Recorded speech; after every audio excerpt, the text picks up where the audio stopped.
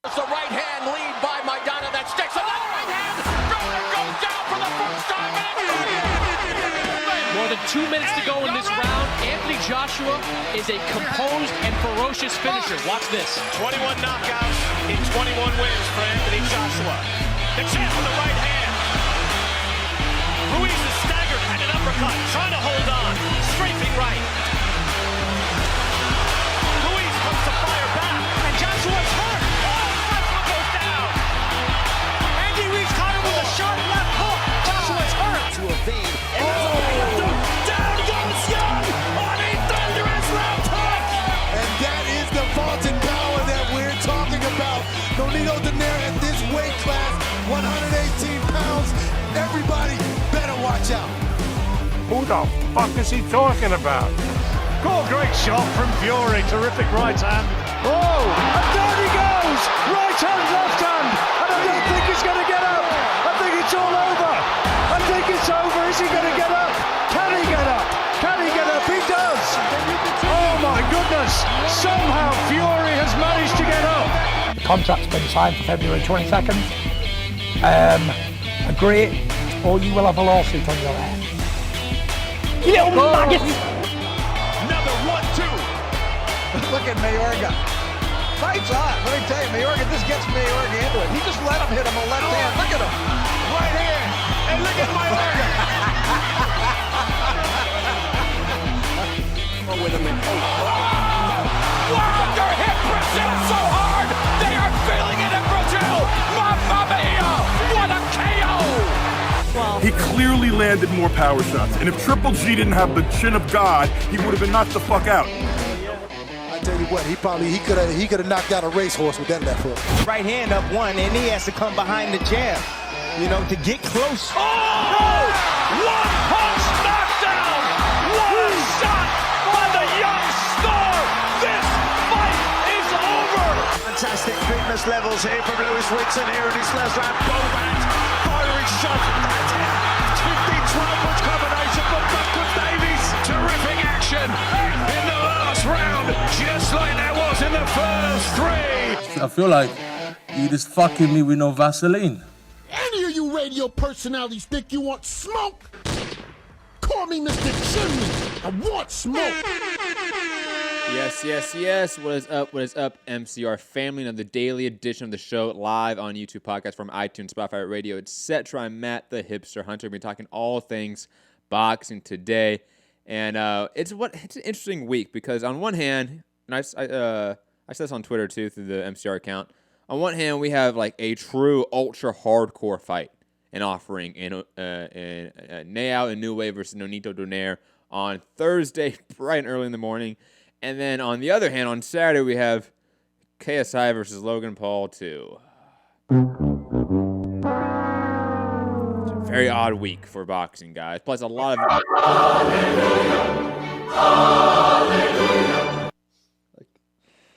It's going to be an interesting show. It's going to be a good one. But we have so much news to get to as well. Tyson Fury is saying that the Wilder fight might go to Saudi Arabia because they have a huge offer.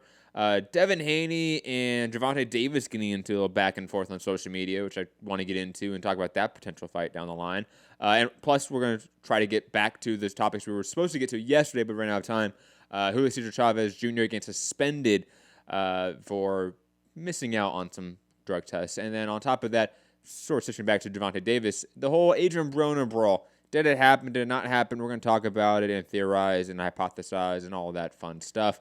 But I'm joined, as usual on these shows, by the lovely gentlemen, one in the UK, one in Dallas. And first I'm going to go, you know what? Always go to Rob first. Gary in Dallas. How are you, man?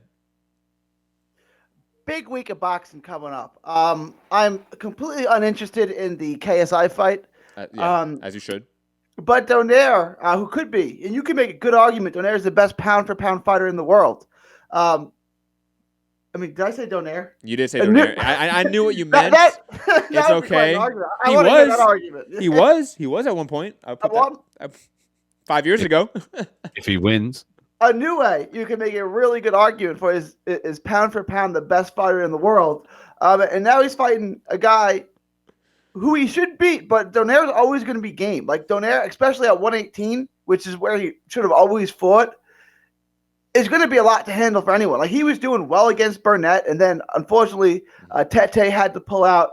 But like he's looked good, and I think 118. Well, we'll get into more of the fight. Yeah, there's a lot to get into, and we got all that news. So Rob, UK Rob, aka Robbie Hearns, aka second cousin twice removed of Sir Eddie.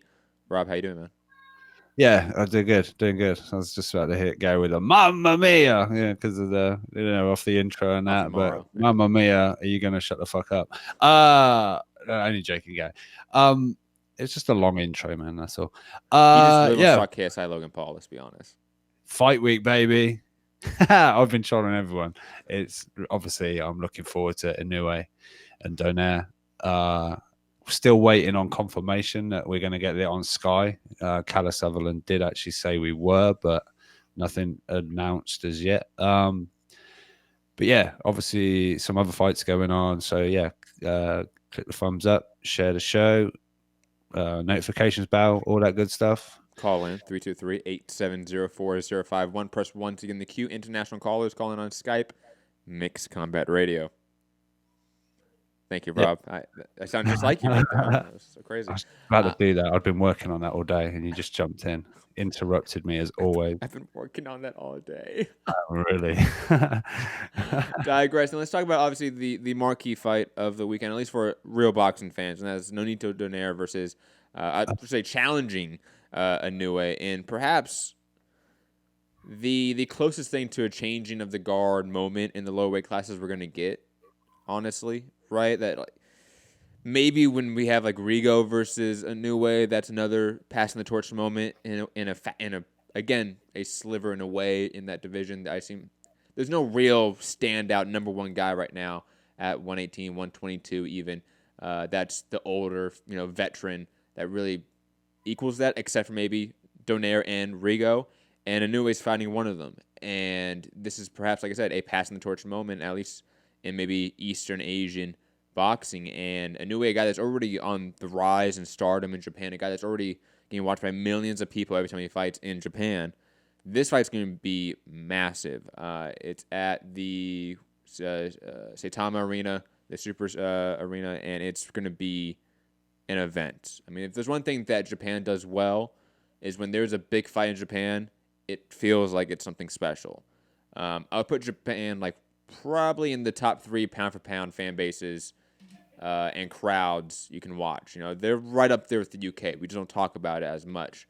But this fight should be insane to watch. And on top of that, I think this should be an exciting fight. Like Gary said, Donaire is no slouch, even in his sort of faded version of himself, right? He still is a guy that gave Burnett some trouble, even though the fight ended prematurely due to injury. He's a guy that demolished Stephen Young, who I know isn't a top 15 guy, but still demolished him in really dramatic fashion. The power at 118 at least for Donaire is a real factor, I should say, in this matchup. That left hand. It's one of his most patented shots, and just one of those patented shots in all of the lower weight classes in the last decade has been the Donaire left hook. And Inoue, though he's been on a meteoric rise himself, undefeated, now a 3 or 4 division champion, a guy that has demolished everyone in front of him. I literally cannot remember the last time he lost a round. He should win this fight. Though I do think he's going to get maybe caught with some shots that maybe we haven't seen him get caught with before. He should win this one. I think he should win it on top of that within relatively quick fashion because of the matchup with these two guys. I don't see this fight being prolonged in any way. I think these two guys are going to meet rather quickly and start engaging rather quickly as well. And I think Inoue is just going to get the better of the exchanges, being the younger, faster guy and maybe the heavier hitter. And I'm really excited to see if Inoue gets tagged, how does he react? Because he's never faced a hitter like Donaire. Like, that is just one fact that we can state. Omar Navarez is a great legend, Hall of Famer, future Hall of Famer, I should say. But he's not a hitter like Donaire is. Full stop. And that is a fascinating aspect to this fight because Donaire has never been, Inoue has never really been hit. and that's something I really want to see. Guys, I don't know who wants to jump in first and sort of give their thoughts on the matchup. Inoue Donaire. Just quickly, when you say early, how early are you going for? I said within 6. I want to say. Oh, within 6. Yes. Say a round, just so play my game a second. Which round? I'm gonna say the 6. I'm gonna go over and under. I'm gonna say 6th round knockout or TKO. Oh, you just ruined it. Because I was just going to say, if you said something like the 2nd or the 1st or something ridiculous like he has been, he would be unifying and winning, unifying the division and also winning the Muhammad Ali trophy in like 5 rounds. If that. I mean, how long was the Rodriguez fight? Let me go check that one. 2nd round KO. 2nd round. Yeah, Payano was 1st round. The only guy that's put him any round is Nieves. Like, no one else has gone any round. And Nieves was clearly looking to survive from the opening stage. And Nieves is a guy that he's really good. You know, if he wants to survive, he can do that. And he went about 6, 7, maybe 8 rounds. Well, Ryoichi Taguchi gave him he had to get a decision with him. That was early in his career, though. How long ago was that? A close one is David Carmona, who is a really durable guy. He went the distance. Taguchi was 2013. Carmona was 2016. And there's a Thai fighter that he fought that went to the 10th round, but that's Thai fighters, like, they're just tough. They're not really the most skilled fighters at times. Yeah, but very quickly, I'm back in Inoue for sure. I know Donaire is like got that big left hook, and he's been a legend, a top guy for many years.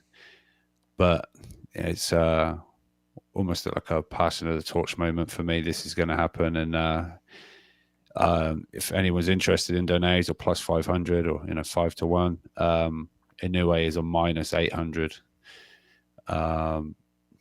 Knockout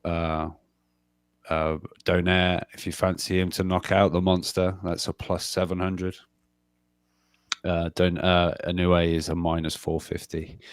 But I just think Inoue is just his youth. Plus his ability. Look, he's on our pound for pound hardest punches. Did he win it, or was Wilder still? I don't know. Go check out that video on our playlist, our MMA and boxing list playlist on YouTube. I think it was like top 5 heaviest hitters or punchers in boxing today. See who won. Was it Wilder or was it Inoue? And there's some other guys that are on that list. Yeah. That was good. You like that, right? Right? That was good. For me, he's just he just seems to be touching people, and that's it. And the combinations are so crisp. We saw like Rodriguez early on in round 1. You're like, oh, it's just could be a fight. Yeah, here we go. Oh, and like to the body, it's just, he just seems to be, I don't know, everything's all going in the right direction for me, and I don't know that the form guide for Donaire, while it was spectacular, like it was interestingly, it was Tete that fell out of the fight, right? And we got the young fight instead. But Tete's out there saying Inoue, if he beats Donaire, can't be out there saying he's the king of the bantamweights when I'm still here, and he has to come through me to claim the title of the king of 118 pounds. But yeah, for me, Inoue is going to be too crisp, too fast, too good, and the minute I think he lands something clean, Donaire is going to be in trouble. Whether it's a flat on your back, can't get up, knockout, I'm not sure, but I think it could be a multiple knockdown referee stoppage in the end, because I think Donaire will be brave and probably keep rising. Like I say, if that good night trigger button isn't pressed, I think it will just be pure referee kind of feeling sorry for a moment, and yeah, let's get you out of there because you don't need any more of this. So yeah, for me, Inoue in a highly anticipated fight. Yet for me, I feel it's almost like not a foregone conclusion. Maybe that's a little bit too. Oh, it is. But it's almost like we know what's going to happen in a way. But You never know. You never know. These little guys throw hands, and it just takes one, I guess, to get clipped. And like I say, Donaire with that left hand, it's been synonymous. He's put a lot of people in trouble with that left hand. And like you said, Matt, be interesting to see Donaire how he takes a big shot. Inoue. How Inoue takes the big shot from Donaire, because that Donaire shot has been quite something in the past, and we've seen it in the tournament even. So yeah, that would be an interesting moment. And quickly before I jump over to Gary and get his take, the Rodriguez fight. I mean, Rodriguez is a talented fighter, but he was largely untested as well. I mean, comparative to Donaire, I mean, there was levels even between, I would say, Donaire and Rodriguez. So this is an interesting fight because Donaire, technically, from a boxing perspective, is better than a lot of his former opponents as of late for Inoue.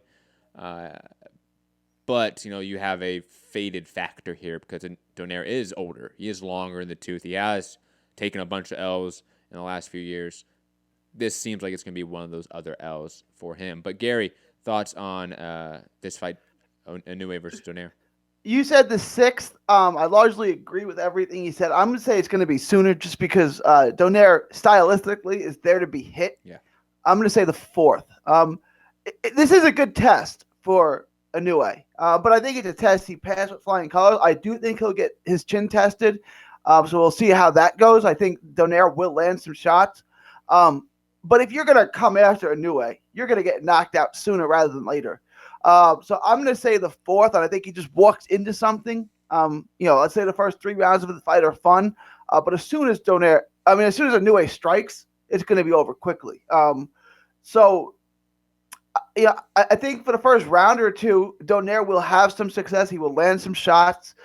People will be like, whoa, Inoue's being exposed. And then Inoue will knock him out, flat and end the night there. I wanted to add one thing. And when we're talking about has he faced any hitters, he hasn't faced a hitter like Donaire. Matt's right about that. I wanted to ask about Emmanuel Rodriguez. I mean, I don't because he'd knock everyone out early. Like, he was knocking everyone out. And when he stepped up with Paul Butler in the UK, and then he fought Jason Maloney, he didn't knock anyone out anymore. So do you think his power really only translates to lower level guys, and then once he fights better competition, probably his power is not all that great? Probably. I'm not saying that he doesn't have power, because I think Rodriguez still has, he still packs a punch. It's obvious, even in the Inoue fight, that he packed a punch in that fight. But relative to Inoue, he did not pack KO power, and that was the deciding factor there. Rodriguez was like a lot of people's almost like dark horse pick, or like a retro pick. It was like a hardcore's pick. Like, Rodriguez. And I will say this: in the Maloney fight, he still beat up Maloney. It's not like he didn't hurt Maloney throughout the fight. Like, he still largely beat up Maloney throughout that matchup. It was just a fight that was a little bit back and forth, and Maloney made it a little bit competitive and lasted the distance. And that was kind of a new thing because, again, Rodriguez was, like Rob said, a little bit more of like a hardcore darling all of a sudden when Inoue became more of a casual boxing fan. I'm using casual in a very loose relative sense here for, obviously, since it's low weight classes. For the people that are U.S. boxing hardcore fans, now we know Inoue. Rodriguez was still largely unknown, so that's why he was like the uber hardcore pick. But I digress from that point. Gary, back to you. I don't know where you were going to lead with that point. Real quick, I'm a big Manny Rodriguez fan. Like, I still think that guy, he'll win another world title if Inoue leaves that weight class, which I think he will. Right? So I still think Manny Rodriguez is the good. It's just the wrong era for 118 pounds now because you have this. I'll put it this way. I think we're going to get to him in a second because he's the co-main event, but Nordine Bali, who just beat Rashid Warren 2 fights ago, we have Luis Neri in the mix as well. I would put Manny Rodriguez below those guys as well. And then you would think, just his size and the fights are going to be there for him, you would think Rungvisai is going to come up to 118 too, right? I mean, how much longer can he really keep going down to 115? Hell, even Estrada has to come up. Estrada too. Yeah. I think a lot of those guys, like Quadras, already made the move up to 118. So I think Rungsvi and Estrada are going to move up at some point as well. To be quite honest. Well, we'll get into that. I think Rodriguez is going to beat Neri. I know I'm the only one that thinks that. And then once he does, I think you're going to look at a Obali or Rodriguez, because Rodriguez and Neri are not lined up to fight. Nordine Obali, who beat Rashid Warren, is fighting Takuma Inoue, which we're going to get. I'm sorry. I said Inoue. I meant Neri. Manny Rodriguez is fighting Luis Nery, correct? Oh, that's right. They are fighting. Yeah. I forgot about that. Damn, I think Manny Rodriguez is going to win that fight. And then after that, you'll get a Puerto Rican-Mexico showdown. So you'll get him with either Kudras or Estrada, I think. But we'll see. I don't agree with that at all. I know. But I mean, let's be honest here. One of them has a win against a Hall of Famer or a future Hall of Famer. The other doesn't. The other has never beaten a top 10 fighter. I mean, you don't want to call Maloney top 10 guy? Borderline. And then there's only other. He was fed a top-ranked diet for sure, and he looked spectacular blowing him out. But you're right, the only names he has are Paul Butler, who's not that great, and Jason Maloney. Yeah. And then he got blown up by Inoue. And of course, people might take away some of Nery's accomplishments because of the clenbuterol, which I don't agree with. And on top of it, the weight issues in the second fight, I don't agree with that as well. I think he beat Yamanaka, beat him twice, deal with it. He beat him definitively, especially in the first fight, and I don't see Manny Rodriguez beating Luis Nery in that fight, but that's a separate topic for a separate preview show for a separate time. But first, let's talk about the co-main event: Nordino Bali versus Takuma Inoue. Inoue, obviously I think it's the other brother of Inoue. There's like 3 or 4 Inoue brothers, aren't there? There's the 154-pound Inoue, right? Yeah, and that's he's one of the brothers. Yeah, this Takuma Inoue is the younger brother, the youngest brother. The youngest brother, right? Okay. This should be a fun fight because Takuma Inoue is a really slick boxer and for Japanese boxers, but does not have the power that Neao does. So I'm worried about him in this matchup because Nordino Bali is a devastating hitter. He really, I think, bothered Rashid Warren with the power and the aggressiveness of his style. I could see him just sort of bulldozing Takuma Inoue rather easily, to be honest. But I could also see Takuma Inoue outboxing him and winning a decision. It's going to be one of those fights. Guys, any thoughts on this co-main event? I do, right? I'm going to pick Ubali just because I know what I have in him. I know his skill set, but Takuma Inoue had his toughest fight when he was 18, when he fought the Filipino guy, Mark Geraldo. Yeah. And he blew him, and which I don't know, he took a lopsided decision. But that was a guy, Geraldo, he lost to William Arroyo. Every time he fought someone good, he lost. So I don't know how much it's a name, so we know he's good, but I don't know how much stock you put in a name of him beating a guy he's supposed to beat. So I'm going to go with Obali just because Inoue, I don't know he hasn't fought anybody in 3-4 years now. You know what I'm saying? He hasn't really fought anyone that we would know. Obali has.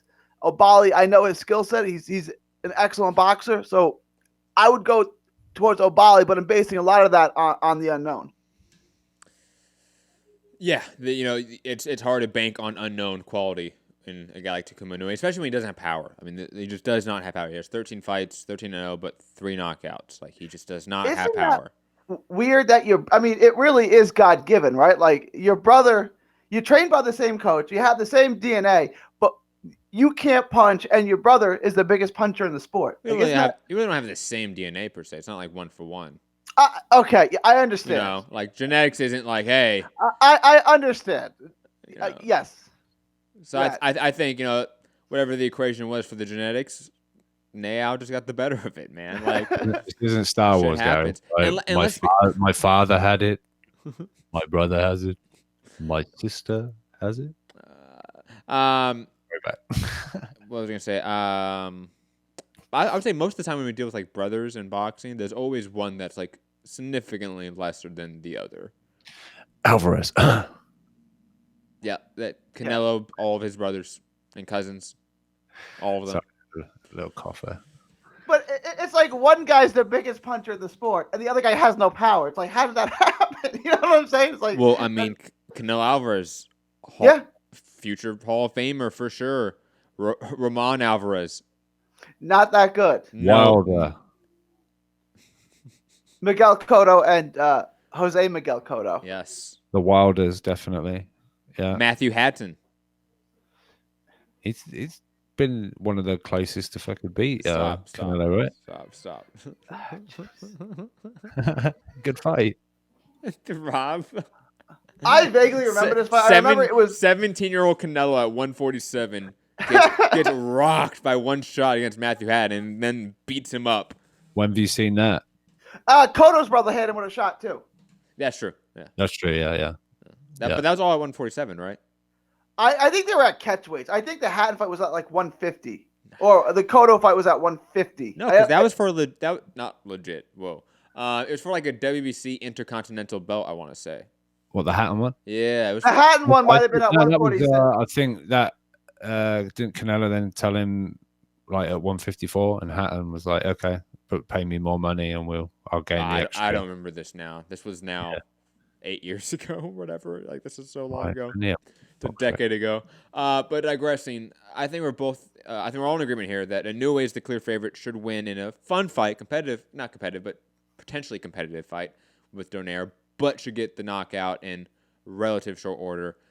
Nordino Bali. Rob, I don't know if you gave your thoughts on it. I think I'll go with Inoue to beat Obali. Really? You're gonna just be the contrarian here? Not on the Obali train. You know he's going to be right now. You know he's going to come in bragging. He's probably never. No, stop. No, Nordino Bali beat Rashid Warren. That means something. Okay. Yes. Yeah, he's good. Like Warren isn't as good as we thought. No, Rashid Warren's good. He might not be the best guy in the division, but he's been a perennial top 5, top 10 guy. Yeah. For his entire career, it seems. All right. I mean, he beat Piano before Inoue did. Okay, I'm still going with the Inoue and you're picking double. the guy that has 3 knockouts in 13 fights versus my French comrade Nordino Bali, who's a monster in the division. That's right. I am. You know, how many knockouts has like Warrington got in his career? No, but Warrington just beat people. Inoue hasn't. Or Takuma Inoue, that might be listening, that jumped in. He hasn't lost. He's beat people. Erickson Lubin didn't lose before he lost to Jamel Charlo. Clearly, you feel I might end my win streak with this pick. But you are. I am. I'm worried about it. It's not your pick. It's my pick. You should be worried about it, Rob. I can't believe you made that pick. Of all the picks this weekend. Yeah, Inoue double. Get on it. That's the one you go with? I can't even find odds. Yeah, I don't know how much action there is on that fight. I'm sure there's some. I'll try a different site. Hang on. You carry on. I'm going to find younger brother odds. Anyways, moving on. On ESPN Plus on Saturday, Jamel Herring fighting Lamont Roach to defend his WBO title. I think we're all of the mindset that Lamont Roach is maybe a little bit overrated, right? And Jamel Herring should beat him. Am I wrong on that assessment? No, I'm taking Roach. I thought Herring fought the best fight of his life is going to lose. That's why I said soon to be former champion Jamel Herring on yesterday's show. I think Roach is going to win. I'm not completely confident on that pick, but if you asking me to pick, I take Roach. I have a hard time picking guys that have never beaten anyone with low knockout percentages. So you have a problem picking Herring then, right? You know what I'm saying? Like Herring has beaten a better opponent than anyone on Roach's resume. Yes, he has. And I will say this: Herring is a better boxer. What? Don't, man! I will slap you upside your Simba-looking hair, Gary. Okay. You know, like the problems that you have with Hector Tanahara. Like that's the problems I have with Jamel Herring. Like, what's he good at? No. Oh, I can see. Good comparison. No. I like that comparison. I will say this though. Jamel Herring's defense is far better than a guy like Tanahara. Like his head movement, his ability to slip shots, roll with shots, parry shots. Jamel Herring's a good negator. Like he's good at negating offensive opponents. Maybe he's not good at being slick and elusive. Like let's say Pernell Whitaker, for example, right? Who was elusive. It was hard to catch him in the ring and to land shots. With him, you can catch him because his feet aren't moving that much. But he's going to be parrying shots, he's going to be blocking shots well, he's going to be rolling with shots well. I think that's maybe a difference in the guy like Jamel Herring and a guy like Hector Tanahara, where there's basic boxing sort of there, right? And kind of that's all that's there, not real power. But Tanahara's defense isn't as leveled as I would say Jamel Herring, if that makes sense. Again, yes, it does. Okay. How confident are you that Herring's going to win this fight? Not super confident, but that's what I was I was for sure leaning Jamel Herring. Lamont Roach has been a guy that I've never been high on, a guy that I've never thought was going to take over the division. Just a guy that I've, again, never been thinking that he's the next guy. I've never thought that watching Lamont Roach fights. He doesn't really. I mean, his best win is Mercado, right? Alberto Mercado. Yes, it is. And that's really his only. Because then he fought Orlando Cruz, and that was a draw. Yes. That's not a great look because Cruz is a guy that loses. Every time he fights someone good, he loses, right? And then he fought. And Orlando Cruz would lose clearly to like B plus level guys too, like Terry Flanagan. Right. Cruz is a guy like Anthony Crawler. Like it's yeah. He wishes. Yeah. When he retires, we're gonna cry, right, Gary? When Orlando Absolutely. Cruz retires, yes. But digressing from that, tears of joy. What? Give me the game plan for Lamont Roach to beat Jamel Herring here. Like, how do you see it going down, Gary? Because you picked. He's faster. He's got to beat him to the punch constantly. Herring's probably bigger and longer, right? Although it's close. It's probably close. Yeah. Actually. Lamont Roach is a big guy. Pause. I think Roach is quicker fisted. I don't think he knocks him out. I think. What are you laughing at? No, don't worry about it. We're not laughing at you, Gary. His penis. He's a big guy. Pause. That's what Matt said. Thank you. Back on track, Gary. Come on. I think Roach is now. I'm like self-conscious. Like they're laughing at me. Like my fly is open or something. No, like, it was not you. It was definitely me. I was laughing at myself. He wouldn't have said he's a big guy. Pause. I think he's got to out jab him. I think he's got to win the battle of the jab outside, which he will. Because he's quicker. And then I think he's got to, I don't know if he's physically stronger though, because Herring comes down from 135. Yeah. Roach looks physically stronger, but I don't know that he is, right? Because Herring's probably bigger naturally. Do you think this fight's going to be an entertaining fight, Gary? I think to have pures, I think it's a good boxing match. Okay. So it's going to be a decent. Yeah, there's not going to be a lot of holding. It's not going to be one-sided. It's not going to be boring. But it's not going to be high octane action. No, you know? it's gonna be high speed chess, and I think it's a fun fight. It's a high level fight, and I think Roach takes a decision. Because Roach doesn't really knock anyone out either, right? I mean, how many knockouts is? Oh, let me check. He has 7 knockouts in 19 fights. Is that all he's got? Is 7 knockouts? Yes, a 35% knockout ratio at 24 years old, and he's 5'7", 6'8", 5'7" with a 6'8" reach or 68-inch reach. Yeah, it's not like he's fighting killers, right? Like he's been given diets of guys he should knock out for the most part. Jamel Herring has a 45% knockout ratio, 10 knockouts in 20 fights. That's 50%. I don't understand why it would say 45%. Digressing. Weird math there. Math is hard, yeah. That one's easy. I know that one. And he is 5'10" with a 70-inch reach. So he is taller by a significant amount, and he has a marginal reach advantage, and he's a heavier hitter.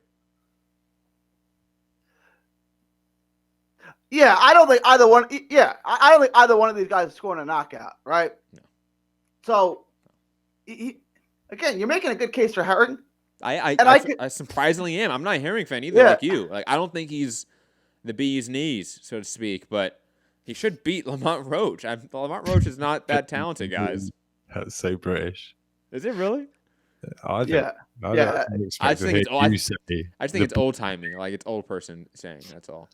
Yeah, I just didn't expect you to say bee's knees, but now you said it's an old timers thing. Maybe I should have. Anyways, I just pulled this up, and Herring's resume isn't great, but it's not terrible either. Like he's got Hoven Yosin, then he's got like Moralde and Dos Santos. Like those are decent, and then Ito, of course. Ito's a good win. Yeah, but like those other names, like those are not terrible fighters. Like those are guys you've seen before, guys who are tough. Like his resume is a little better than I'm giving him credit for. I'm talking about Herring. No, I agree. It's a sneaky good resume. And obviously, the losses are too. Like, Denis Shafikov is one of those guys who I think has been criminally underrated and underused in boxing. And losing to him means really nothing, in my opinion. I mean, Denis Shafikov. And it was at 35. And yeah. Agreed. And Ladarius Miller, while not the greatest, he's a decent fighter. And definitely a guy that would beat a guy like Jamel Herring. Rob, any thoughts on this fight? I'll just go with my pick. I think Herring by decision. Dull decision. I'm happy now that Rob, because this is one of those fights that I knew that Gary might pick an odd pick, like Roach. I was wondering where Rob was going to side, because Rob's going to be right in this pick, in my opinion. Yeah. And by the way, baby Inoue is a plus 300. Let's get it. Ooh. I want to ask this question. How important is this win for Golden Boy to have another world champion? Oh, wow. It's Roach. Not very. Because that's the thing, like, they've done little to invest in Roach to where if he were to win this fight, he's all of a sudden something to them. Yeah. You know, that work is so far from done with Lamont Roach to make him a draw that if he was to win this, like, they're just getting going then, probably, and actually turning him into something. And even then, I think he loses to Miguel Berchelt. I think he loses. Absolutely. He gets killed by Berchelt. Berchelt takes his head off. I think. If you don't have power against Berchelt, Berchelt's going to walk right through you and destroy you. And quickly, because there seems to be some issue with Gary with your hair for being 40 years old. Gary is not 40. He's younger than 40. And he's actually younger than Rob. Okay. Yeah, but my mom is younger than Rob. So, I mean, that's... That was good. Anyways, I just want to point out that Rob's actually the oldest person. How much younger is she? Oh, I see what you say. J. Proddy J. Yes. He's probably a little older. I just use 40 as a base. I'm 36. I was born in 83. Yeah. No delay doing the math. And never mind. I'm moving on. That was so good. Let's talk about something that isn't that great. KSI versus Logan Paul 2 going down, Staples Center. I still do not know if I'm credentialed. I will know by tonight or tomorrow from Anthony Lever of Matchroom. That's what he told me. And I was kind of hoping to know before I did this show, you know, in case they're listening. No. Play nice. No, Rob, I'm not going to play nice. Fuck that. They could have saved me from this rant, Rob. I gave them the blueprint. You have the necessary ingredients there, too, for a good card. You have Devin Haney. You have Billy Joe Saunders. Yeah, that's all I really needed. You know, some good prospects like Diego Pacheco and your guy, Nikita Bobby. But they completely dropped the ball by matching up both Devin Haney and Billy Joe Saunders with complete no-namers. So to entice me, a hardcore fan and a reporter of boxing, not YouTubers that then do boxing, it's hard for me to get up for this card. It is. You know, other than it's going to do views potentially because it's KSI Logan Paul, so, like, it's good for business, but, like, fuck, I really don't care about that. Like, if there's one thing you guys should know by now on this platform, in this channel, I tend to think business is a third or fourth priority and that we should put out good content that's substantive. And KSI Logan Paul lacks complete substance and is a complete circus show, and it definitionally is a circus show. It is two guys who have zero fighting experience headlining a card above world champions because they are just celebrities. That is definitionally a circus show fight. So I don't know how to get excited for this one. Again, if Devin Haney and Billy Joe Saunders were matched up, even not like super amazing. I'm not expecting Billy Joe Saunders versus Andrade or Callum Smith. I'm not expecting that. I'm expecting just a decent matchup. You know, him fighting a top 10, 15 guy. Give me that at least. Give me a Porky Medina versus Billy Joe Saunders, for God's sake. At least that, right? For Devin Haney, there was no one in the top 15 you guys could bring up. No one. Honestly, Who is Devin Haney fighting? Alejandro Santiago, I believe was his name. I will look. Is he related to our Santiago? No, I was actually gonna make that joke, but thank you for jumping in there. No, he is not. But yes, that's.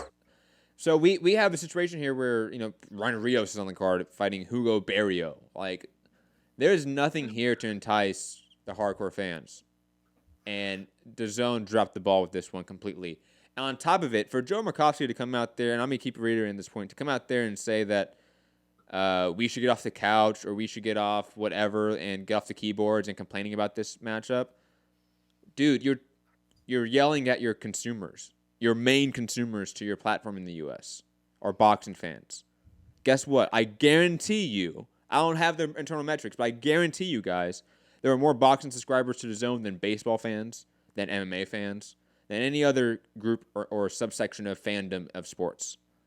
And for Joe Markowski to berate boxing fans for not liking this card, not liking KSI Logan Paul, I think it's completely tone deaf. But hey, hope you guys credential me and I will ask you guys a bunch of fun questions on Fight Week. I got a question, right? And we're making fun of Ronnie Rios. He just beat Diego De La Hoya. I thought Diego De La Hoya was going to be good. I thought he was one of those guys that was going to help save. Okay, Matt didn't think so. Whoa, you thought Diego De La Hoya was the goods? Yeah. I mean, do I think he's going to be the greatest? No, I understand. Super bantamweight. No, I thought he would have a title reign. He'd be good. I'll put it this way: I respect Hector Tanahara's game more than Diego De La Hoya. Okay. And that ain't a lot. But okay, hang on. My point was about Ronnie Rios. Ronnie Rios beat Jason Velez, didn't he? Yes. Did he not? Yes. He fought Robinson Castellano, and he fought. He's fought everyone. Ronnie Rios has been a gamer for a long time. What I'm saying is his fights are fun. He might not be the best fighter in the world, but if you're a casual watching it, it doesn't watch boxing, and you're only watching this to watch the other, and you catch this fight, you're going to be enthralled in a Ronnie Rios fight. It's going to be fun. He's going to throw a shit ton of punches. He's going to get hit a million times. He's going to hit his opponent a million times, and it's going to be a fun watch. Yeah, that's about it. Right, but again, I get it. Because it's ridiculous to have Billy Joe and Devin Haney, a 2-division world champ, and I'm still going to call him a prospect, one of the best prospects in the sport, fighting on the undercard of this celebrity ridiculousness, right? It's like having the NBA All-Star game in the lead up to the celebrity game. It's no, that's backwards, right? You're supposed to have the celebrity game and then have the real game later on. But when you have this $1 billion investment and boxing's really all you have right now, this is what you have to do. It's one night. Just Jesus. But they haven't been saying it's just one night. Eddie Hearn has contradicted himself numerous times by saying, no, we're going to put Jake Paul in with another card versus some dude we never heard of. And he's talked about having both these guys fighting after it. I mean, he has said at times, oh, this is a one-off, but he's also contradicted that at times. And if this is even moderately successful, and let's be honest here. It will be. It will be. Especially comparative to, Roblox and Super Series or, stuff like that is for hardcores. I guarantee you they're going to try doing shit like this again. And if they keep putting bad cards together that only devalue boxing more, then the boxing fans are just going to further reject these cards. You know what they should do? You know what they should do? They should put Inoue, assuming Inoue wins, against Obali or something like that on the undercard. Therefore, give the hardcores their fix. It's going to be fun, right? And then... And cheap fight relative. A cheap fight relative to the quality of fight that it is. And then you're going to bring in all the YouTube fans who are then going to see that fight. If you make one new fan, that's a win. You know what I'm saying? So put a good cheap fight on in the undercard and then give them this sideshow thing. But you're bringing them in, and when you bring them in, you're giving them a good fight that they're going to enjoy. And you don't have to break the bank to pay for it. I agree. And like I said, I even would accept playing this case, Billy Joe Saunders versus Porky Medina. That's not the greatest fight in the world, but that's just somebody we know. It's just Billy Joe's the wrong guy. And I get they want to sell Billy Joe because they're going to have Billy Joe fight Canelo next, prediction. But Billy Joe's the wrong guy to put on this card, right? Like, no casual fan who doesn't watch boxing, you say, oh, man, that was so much fun watching Billy Joe. Devin Haney makes sense. Devin Haney absolutely makes sense. Devin Haney's the perfect guy to put on the card. Billy Joe's the stupidest guy to put on the card. But the matchup with Alejandro Santiago just makes no sense. It's just a waste. It's all it is a glorified commercial for some of these guys. Yeah, and it's costing us $20 a month to watch this, and again, other shit too. But again, you're not. They don't count you, Matt, because your money's already counted. They don't. I know, and I'm also getting yelled at for thinking this is a bad card by DAZN. But hey, whatever. No, it's not a bad card. It's a terrible card. So yeah. I would say you're underrating how bad the card is by saying it's a bad card. This is by far the worst card of the year. And that includes Andrade and Cat Dower. I'm not talking I guess that was last year. I'm not talking about drawing power because obviously, like I said, you have tens of millions of 13-year-old kids that are going to be wanting to watch this. But regardless of that, in terms of boxing quality, this is by far the shittiest card of the year. Maybe some top-ranked cards could contend with that, some Oscar Valdez cards. But other than that, this is it for me. Like, this is by far the biggest pile of shit I've seen in a very long time. And for all those that complain about Mayweather McGregor being a circus fight, I mean, this is exponentially more of a circus fight than even that bullshit was. But this is only 20. That was 100. Yeah, but they were actual athletes. They were actual athletes. Yeah, so you pay for what you get. High level athletes. Yeah. Yes, these are two YouTubers. Yeah. That's funny. That one started off doing videos, I think, streaming FIFA video games, and the other guy has started off doing Vine fake music videos. Riveting stuff here, guys. I still don't get Logan. I understand KSI. He likes video games. If you're a gamer, that culture, I get why he's. I don't understand why the Logan boys, why the Paul boys are famous. I don't understand. I don't get it. We've just discussed your age, Gary. Yeah. So, I don't know. They come from very rich family, from a very rich family in LA, from an entertainment family, from what I know. Someone pushed the buttons for those guys. Just to be honest. I'm not hating. I just don't understand. I don't. I don't hating. get it. I'm hating. I'm hating. I don't care. They're like the people watching James Bond films and go, oh, "That's ridiculous. That wouldn't be able to happen." Instead of just take it for what it is. It's just. Well, no, James Bond doesn't then go and try to actually be a secret agent in real life. No, I'm just saying, just take it if for that take it for what it is. I can take fake entertainment for fake entertainment all the time. Pro wrestling, for example, it's fake, whatever. Movies, it's fake. But if you're fake not fake, if you're just YouTubers that make fake parody videos and music videos, you ever cry at a movie? Don't then come and do a actual sport and pretend it's the greatest thing since Ali. I don't care for that. That's bullshit. That's just promotion. No, it's bullshit. You can say it's promotion, but it's also bullshit, Rob. I know you defend it because it's Matt Dream and I get it, it's DAZN. No, you do. You've been defending it for months, bro. It's a bullshit card. It is the worst card of the year. This is a stain on boxing. Yeah, no, Rob, I want to hear There's Rob's no defense of this bullshit. And the fact that you defend it's pathetic, in my opinion. I want to hear your honest defense of this, right? You're a hardcore fan. Yes. Right, you're a hardcore Allegedly. boxing fan. You went back and rescored the Cheeseman fight, right? You're a hardcore. Yeah. How does this fight, how does this not, I don't want to say piss you off because maybe you just don't respond like that. How does it not at least annoy you and get underneath your skin like they're making a mockery of my sport? How does it not bother you a little bit? Because I'm just taking it for what it is. I just feel like there's potential that, look, he asked me to talk, man. I'm letting you talk, bro. Did I say a fucking word? I'm you letting were you talk. about to. You drew and breath I didn't talk. Go. I started to interrupt because you talked my way, so I'm responding to you. Go. I don't even know what you said. I just think if there's a opportunity to put a new audience in front of boxing, do I necessarily think we're going to get 20% of them stick around, 10% of them stick around? Maybe not, but I just don't see why it's not worth the gamble, in my opinion. If it can somehow grow the sport a little more, put it in front of more people, it's just, look, I went to the first one and I was thinking, oh my God, I was sat there watching a lot of the undercard and like, oh my God. But I just heard people saying, can I start boxing? Can I do this? Can I do that? Can I try this out? Whether they did or didn't, I don't know. I didn't see those people again. But for me, it's an opportunity to maybe see some younger people get interested in our sport. Like I say, do they stick around? Do they really get interested in it? I don't know, but I think it's worth the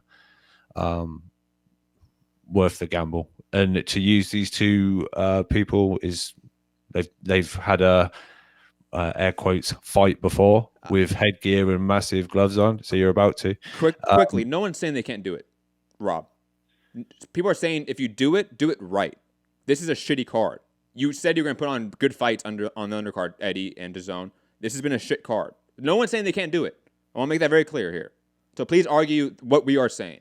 Yeah, you say like a stain on boxing. You're saying a stain on boxing. Yes, this card is a stain on boxing. When you match up this level circus fight and put nothing on the undercard, complete dog shit, and then say that you hardcore fans should buy it up, that's a stain on boxing. Yeah, it devalues the sport. Absolutely.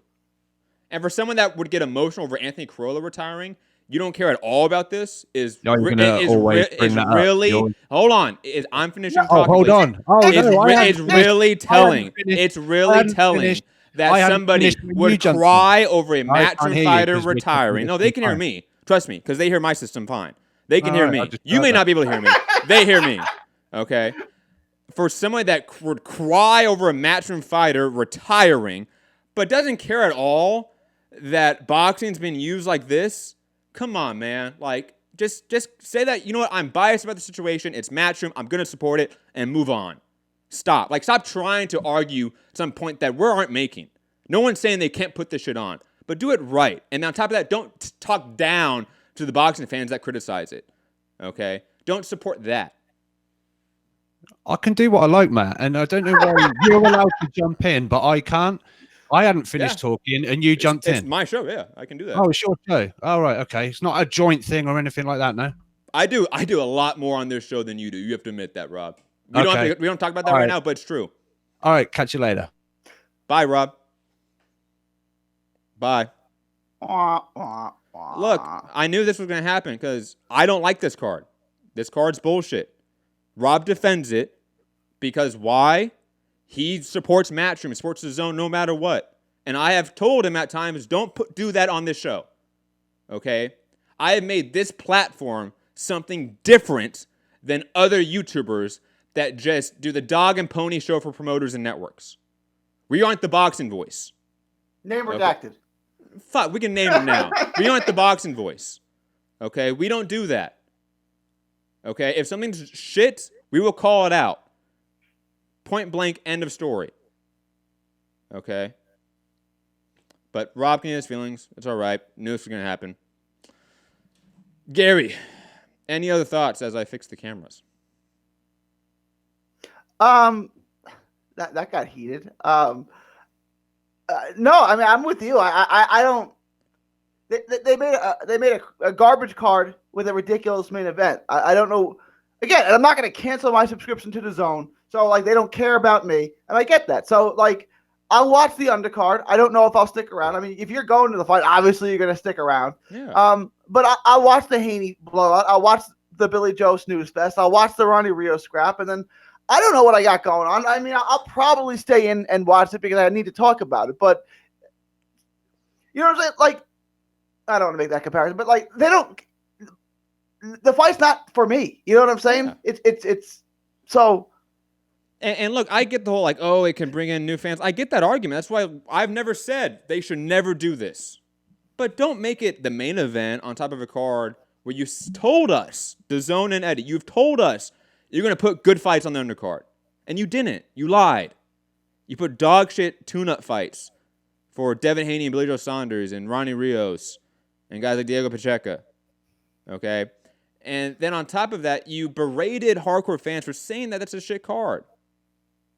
This platform's not going to be used to defend promoters. Like, that's just not what this is for. And Gary, like, I've had arguments with you about this before. Like, this is not what this is for. I'm very adamant about that. I will lose access. I will lose access to outlets. I will lose jobs for just speaking my opinion. I've done it before. Okay? I don't work for ShareDog anymore. Why? Because of my opinion. And I'm willing to state that opinion.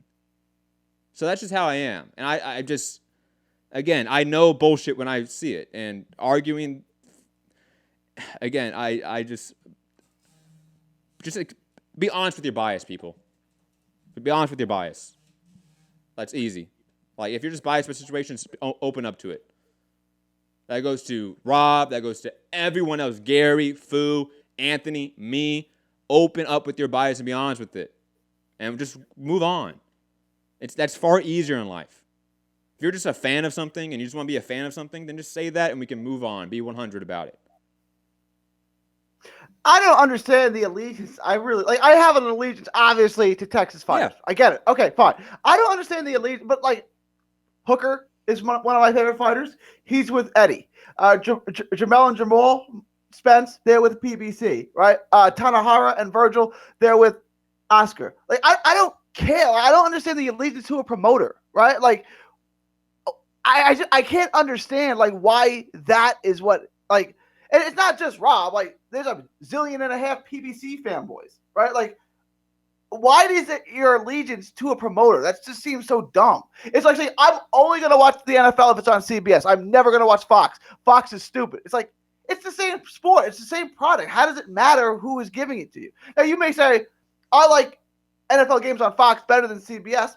Okay. But, like, the other one's good and one's bad. Like, it's Yankees, Red Sox, or Cowboys, Redskins. I don't understand that. Like, it makes no sense to me. Yeah, I mean, I think I do a good job of trying to be objective and criticize all parties and all entities in the sport. I make that a point of what I do. That I criticize. That's what journalism, and I'm not a journalist, but that's kind of what I try to do at least. I try to do the best I can, even though I'm not one. I try to critique those in power as much as possible. And those are the networks, the promoters, and the managers, oftentimes. And maybe an occasion fighters. Okay? And to have any sort of opinion where like this is good for boxing is just inaccurate. It really is. Especially since, I mean, we didn't even get to this point, but this isn't going to be as successful as some people are thinking it's going to be. Why? Because it's DAZN and not YouTube. The access point of YouTube is far wider than DAZN. And that audience, the KSI Logan Paul audience, while they have done a very good job of promoting this fight and where it's going to be at, it's still a platform that is new to a lot of that subscriber base on YouTube. And that's going to be interesting to see the transition for that, to be honest. I don't think it's going to be as easy as people think. You know, it's not as seamless to go spend $20 for a month on an app. You know, people aren't usually okay with that, especially if they're spending their parents' money. Have the purses for KSI and Logan Paul, have they been? No, I don't think so. Yet? No, those probably would be publicized Wednesday, Thursday, maybe Friday. So. It's probably going to be a real small guarantee with a lot of upside bonus, you would think, right? For KSI Logan Paul, no, I think it'd be the opposite. Really? Yeah, I think it'd be the opposite. They still have to pay Billy Joe. They still have to pay Devin. So it's like... That's where the bulk of the money is going to, is these four guys. Yeah. KSI Logan Paul and then Billy Joe Saunders and Devin Haney, obviously. The rest is going to get... If I said, give me a number, right? Like, I don't even know. I have no guess. If I said, give me a number, how many people do you think are going to watch this fight? Meaning pay $20 for it. What's going to be the live viewership for this? Yeah. Well, luckily, it's not competing with much in the combat sports world, so that's a good thing. However, I don't think it does over Canelo Jacobs numbers, to be honest. So I think it does 400,000 viewers live on DAZN on the U.S. Like, that's my guess. I guess you're double dipping, right? You're getting money from the UK too. Yep. All right. I mean, I was gonna say 600,000, but I have no idea. Like, I mean, you're probably closer than I am. I really don't know, because I don't know how many kids, 18, 19, or even younger, are gonna buy this thing with their parents' money. You know, like, if my kids came to me and said, I love boxing, so let's make it a hockey game. There's a hockey game on between the Logans and the KSI family. Can I have $20 to watch it? Mm-hmm. No. you know what I'm saying? Like, no. While a maybe $10 YouTube pay-per-view, you might get away with it a little bit easier. That's just the God honest truth. Right. But moving on, we have a lot to get to. Let me see where we're at. Why is it not loading up right now? There's a bunch of other fights that I wanted to, not a bunch of other fights, but just fights I wanted to address. There's a little smaller cards. Also on Thursday, there's a UFC Fight Pass card in Arizona. Alex Flores versus Mario Heredia. Santiago Dominguez versus Rashfin, a name I'm not going to try to pronounce. So that's a UFC Fight Pass card. What else? There's also another ESPN Plus card in London, November 9th. Daniel Agabuki versus Billy Allington. Liam Walsh on that card as well. Chantel Cameron on that card as well. That's going to be one to pay attention to, mainly just for Chantel Cameron and Liam Walsh, let's be honest. James Kirkland making his comeback in San Antonio also on Saturday in an untelevised card. Another untelevised card on Saturday is a title fight with Fatuma Zarika and Yamileth Mercado for the WBC Women's Junior Featherweight title. And that's about it for fights this weekend. I do think there's a Devon Pursoon fight on Monday as well. I don't know if that was canceled because ESPN doesn't have it on their schedule. But I know BoxRec still has it up. So Devon Pursoon's fighting on Monday, guys, if those want to try to find a stream for that. Because she might be in line, obviously, for a Katie Taylor fight coming up. But we're going to talk about Katie Taylor later on the show because it seems like she might be going a different direction. Digressing.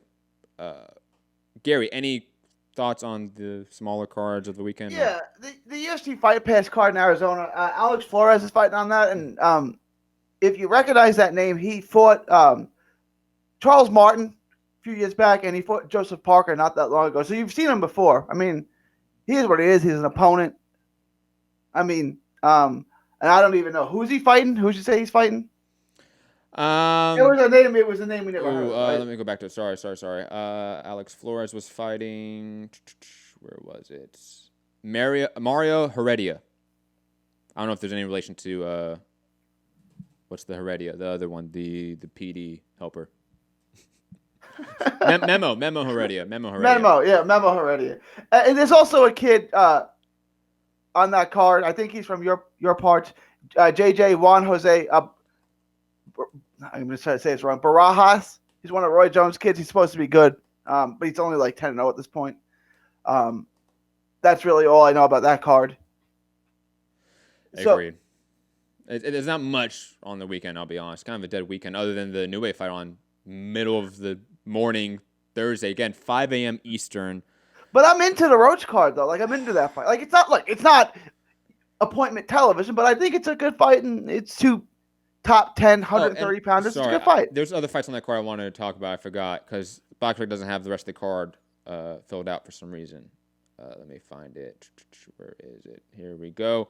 Kubrat Pulev versus Rydell Booker is on that card. So Pulev's come back from the whole sexual assault training class they had to take.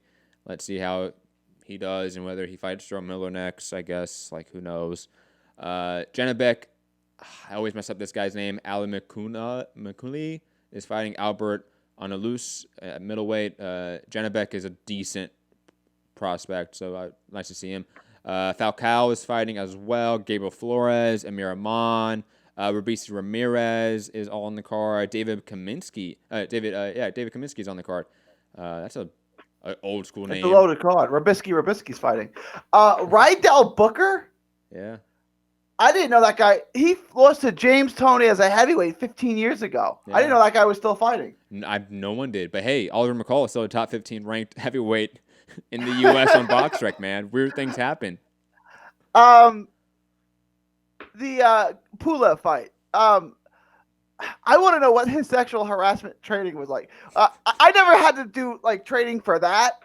But like I got in trouble at work once for like slamming my desk and stuff. So they made you do like an anger management behavioral thing. Yeah. And it was like the most ridiculous thing. Like, don't yell at your employees. Don't get. It was like it's like the most obvious things that you know. I just like to see what they're teaching him in sexual harassment training. Like, don't grab the girl on the buttocks, right? Like, the closest thing I would probably have to that would be like had like a littering ticket, and I had to do like 40 hours of community service. Community service, yeah. Which was bullshit, by the way. Like 40 hours of community service is a lot of fucking hours of community service. You don't realize it for littering. But digressing from that, that was bullshit. But I would assume it wasn't that much. It's Vegas, right? Wasn't it Vegas or was it California? It was California. Ooh, California. Then it might be something actually more extensive then. I don't know. California is more progressive and innovative as a commission and as a state than Nevada. So who knows? But probably not that much, let's be honest. When I had to do the anger management thing, it was like watching a video, and the video was like, what do you do if someone upsets you? Like, option A, yell back. Option B, ask your boss to take 5 and cool off. Option C, break everything in sight. It's like this. Like,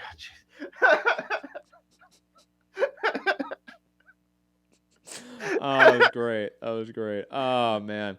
But moving on, there's it's a decent card. You're right on that Jamel Herring, Lamont Roach card. I'll be interested to see that, especially against Gabriel Flores Jr., Miramon, Robeisy Ramirez, Fakal. Those are all guys I tend to watch, let's be honest.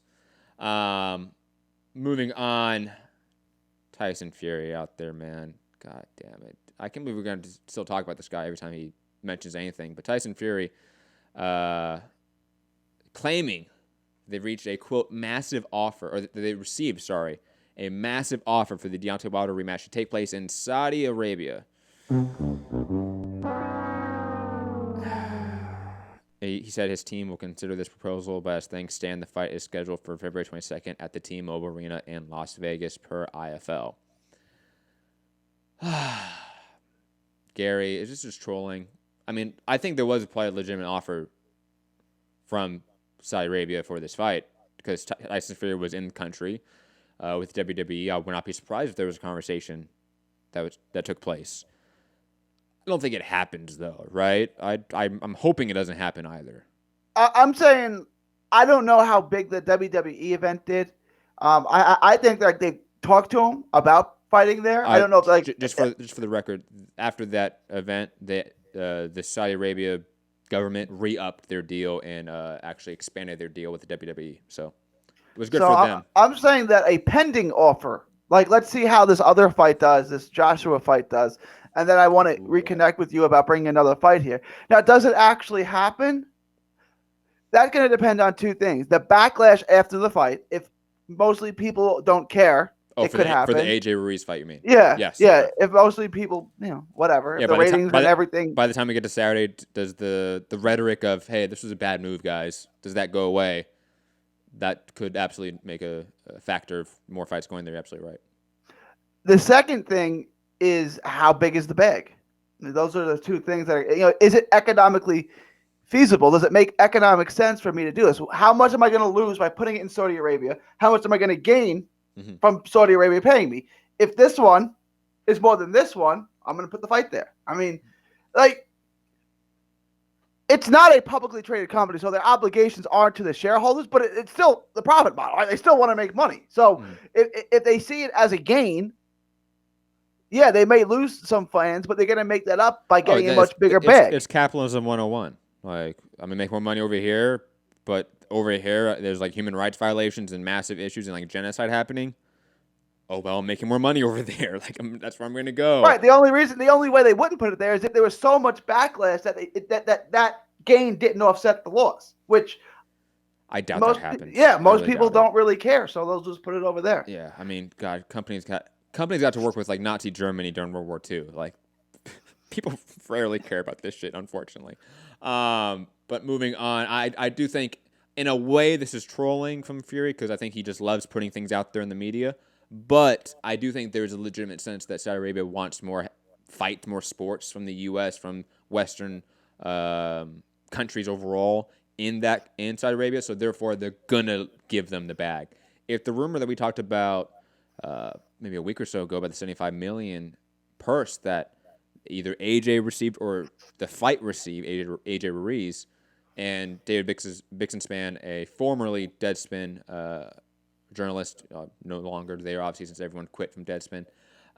He reported that number is feasible since they're giving around the same figure for the WWE. And so I don't know, man. To your question of what's the money going to be, what's the bag they're going to offer to a Wilder Fury fight, I think it would be high. And that might take really good fights that should belong maybe in the U.S. or U.K. to Saudi Arabia for no reason other than money and capitalism. But moving on, the news we're going to talk about yesterday from Mike Coppinger's sources. Julio Cesar Chavez Jr. temporarily suspended by Nevada Commission for evading VAT collectors at his Studio City from home last week. He declined drug tests and faces a hearing with Commission on November 20th. Fight with Daniel Jacobs slated for December 20th in jeopardy. A lot of people thinking that Gabriel Rosado is going to get the step up and fight fight Jacobs on that card. Gary, man, thoughts on Chavez doing Chavez-like things? What did Chavez test for? What did he pop for? Well, he didn't pop. He just evaded a test. He evaded a test. That's right. He evaded the test, yes. Which means he was going to fail it.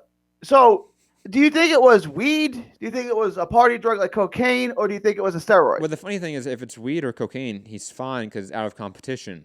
So, like, if he said no for those things, then he was just ignorant and didn't realize he could just take the drug test, and they're not testing for those things right now. Like literally, that's the case. Like they would not be testing for cocaine or marijuana at this stage, or at least they shouldn't, especially marijuana. I mean, Vada's made that very clear that they don't test for cannabinoids out of competition or in competition, really. So if it's that and he declines the test, then he's just an idiot, and that's still quite probable because let's be honest, if there's one fighter that we talk about often on this show that could be just an idiot, Chavez Jr. is up there, right? Now, could it be something else? Because, look, we've been seeing pictures of him lately with Freddie Roach, and he's lean, in shape, probably with some of the best shape we've seen him as of late as well. Could it have been something else, like a diuretic, some other PED or banned substance that he was worried about? Absolutely. Because Chavez Jr. is one of those guys I don't trust to be naturally fit. I am going to assume he cuts corners. And maybe that's a little bit harsh, but that's just his reputation. And so he doesn't get the benefit of the doubt in this case, I'll be honest. It just seems dumb, right? Like he's obviously on his last chance. If he's avoiding tests, it means he knows he's going to fail.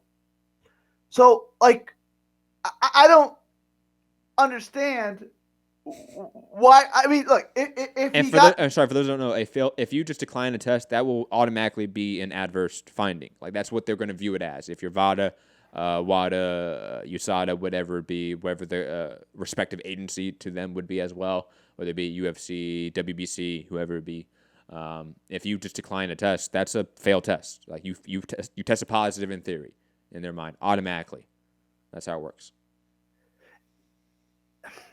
It just seems like the dumbest thing to do. Like, just stay clean for this camp. Unless he does like the drink and party. Maybe he went out partying and did something he knew he wasn't supposed to take, and hopefully he said, "I'll find a way to get this out of my system in the next 24 hours and take the test from there." I don't know. It just seems like this is really, really dumb for a guy on his last chance. You know what I'm saying? Like, I don't know. It's a really, really dumb decision not to take the test, unless he knew he was cheating. But if he knew he was cheating, he knew he had to get tested. So then, why did you cheat? This is almost it's inexplicable to talk about how dumb this really is. No, it's incredibly stupid. And again, even if it's for like weed, he should know that he can just test, and they're not testing for that. So it's like even in that case, like you're not taking PD, but man, you're just continually being a stupid person, Chavez. What if he popped like Adderall or something to stay up and party? Like that would show up, right? Because that's would it not? It's a methamphetamine. So yeah, you could, but then again, like, because who popped for something like that and then said it was Adderall? Was it Shane Mosley Jr. or somebody? Like, there was a box in the last 5 years that happened. Maybe it was like John Molina Jr. Yeah. But somebody tested positive for something. They said it was Adderall, and I don't think it really worked that well. But they gave him just a 6-month suspension. If you have a legitimate, obvious like prescription for Adderall, you're fine. You just disclose that information, and you're good. You know, if you disclose that information to VADA or whoever the respective collection agency would be, you're fine. You're disclosing the information, that prescription med. If you don't and you're taking it illegally, then it's still an issue, I would say. Okay. That's what I was going to ask, right? Like, yeah, if you get a prescription for it. Well, what if you got a prescription for, well, again, they didn't test for weed, right? I don't know. I'm trying to figure out why, come up with an explanation of why Chavez would avoid the test, which is the same as failing the test. Like, the only thing I can think of is that he didn't know what was going to show up on the test, so he tried to flush it out of his system right quick. And said, you know what I'm saying? Like, they can't find me. I'll take it a day or two from now and try to get this out of my system. You know how you can buy those things from the drugstore that clean out marijuana from your urine or whatever? Yeah, they don't really work. I don't know. I have no idea. I just, from what I heard, a friend told me they don't work, guys. Just do the old-fashioned way. Just don't smoke. But again, why marijuana is a banned substance blows my mind in the first place. Well, thank God. Now the levels are so high, the threshold, and plus out of competition, it's not even really tested for, so you're fine. Like honestly, if you're a fighter out there, you can smoke weed if you're not within fight camp, really, or even then if you're within fight camp. Because you're exercising so much, because you're cutting weight, you're cutting all that fat out of you.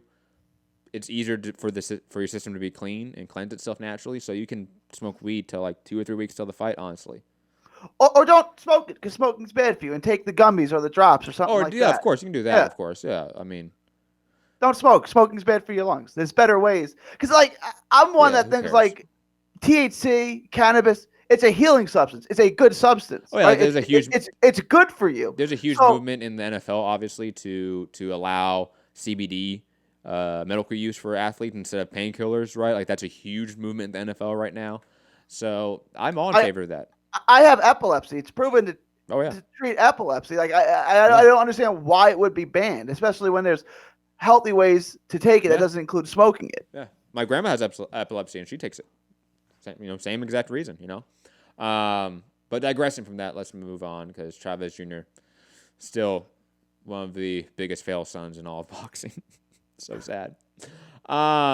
Speaking of just fails in boxing, Adrian Broner out there, allegedly, per Chris Mannix saying sources, Adrian Broner, Gervonta Davis got into a fist fight outside Canelo's locker room before the fight, but Broner hit Davis with a huge punch, per witnesses, and then hit Davis' PR guy with the haymaker.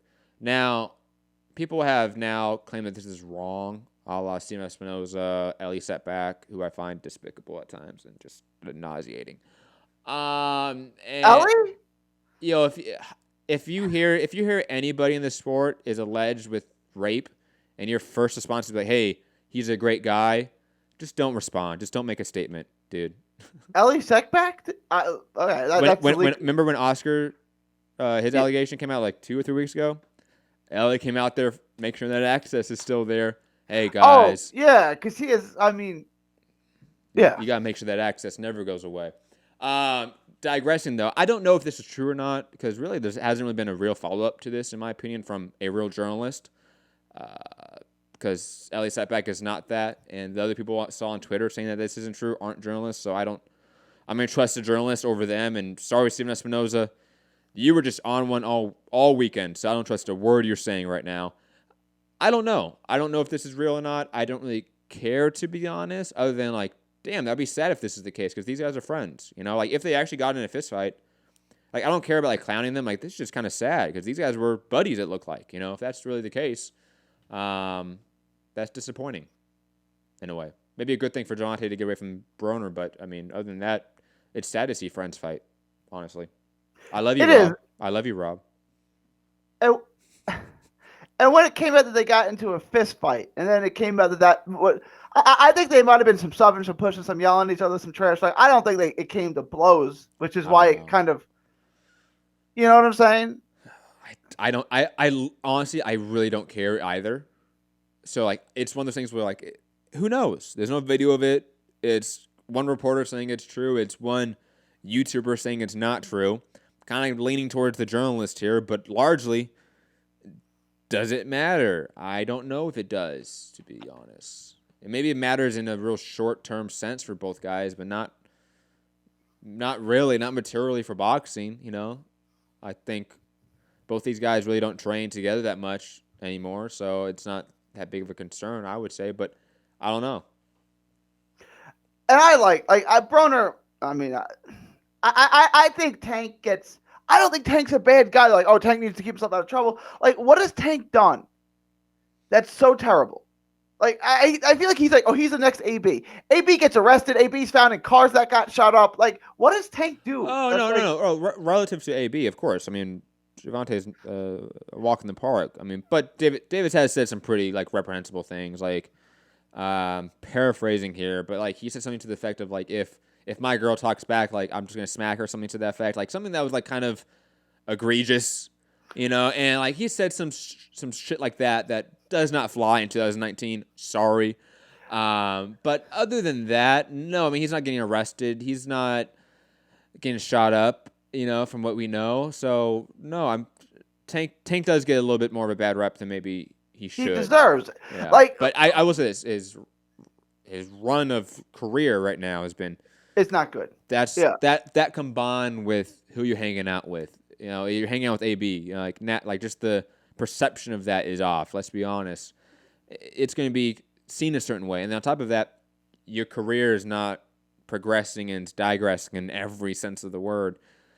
It's hard to be a supporter of Javonte right now, to be honest. Yeah, go hang out with Jamel Herring and a higher class of individuals. It would be my advice to Tank Davis. Can you imagine Javonte just like, yo, I'm going to go hang out in Omaha with Crawford? Crawford, there you go. Yeah, hang out with guys who don't. Although, I don't know, Crawford seems like a nice guy until he's not a nice guy anymore. Crawford's a street dude. I mean, the guy's been shot in the head, for God's sake, right? Like, and he knocked out like what was it, like an auto mechanic or an auto repair guy because he didn't have his car.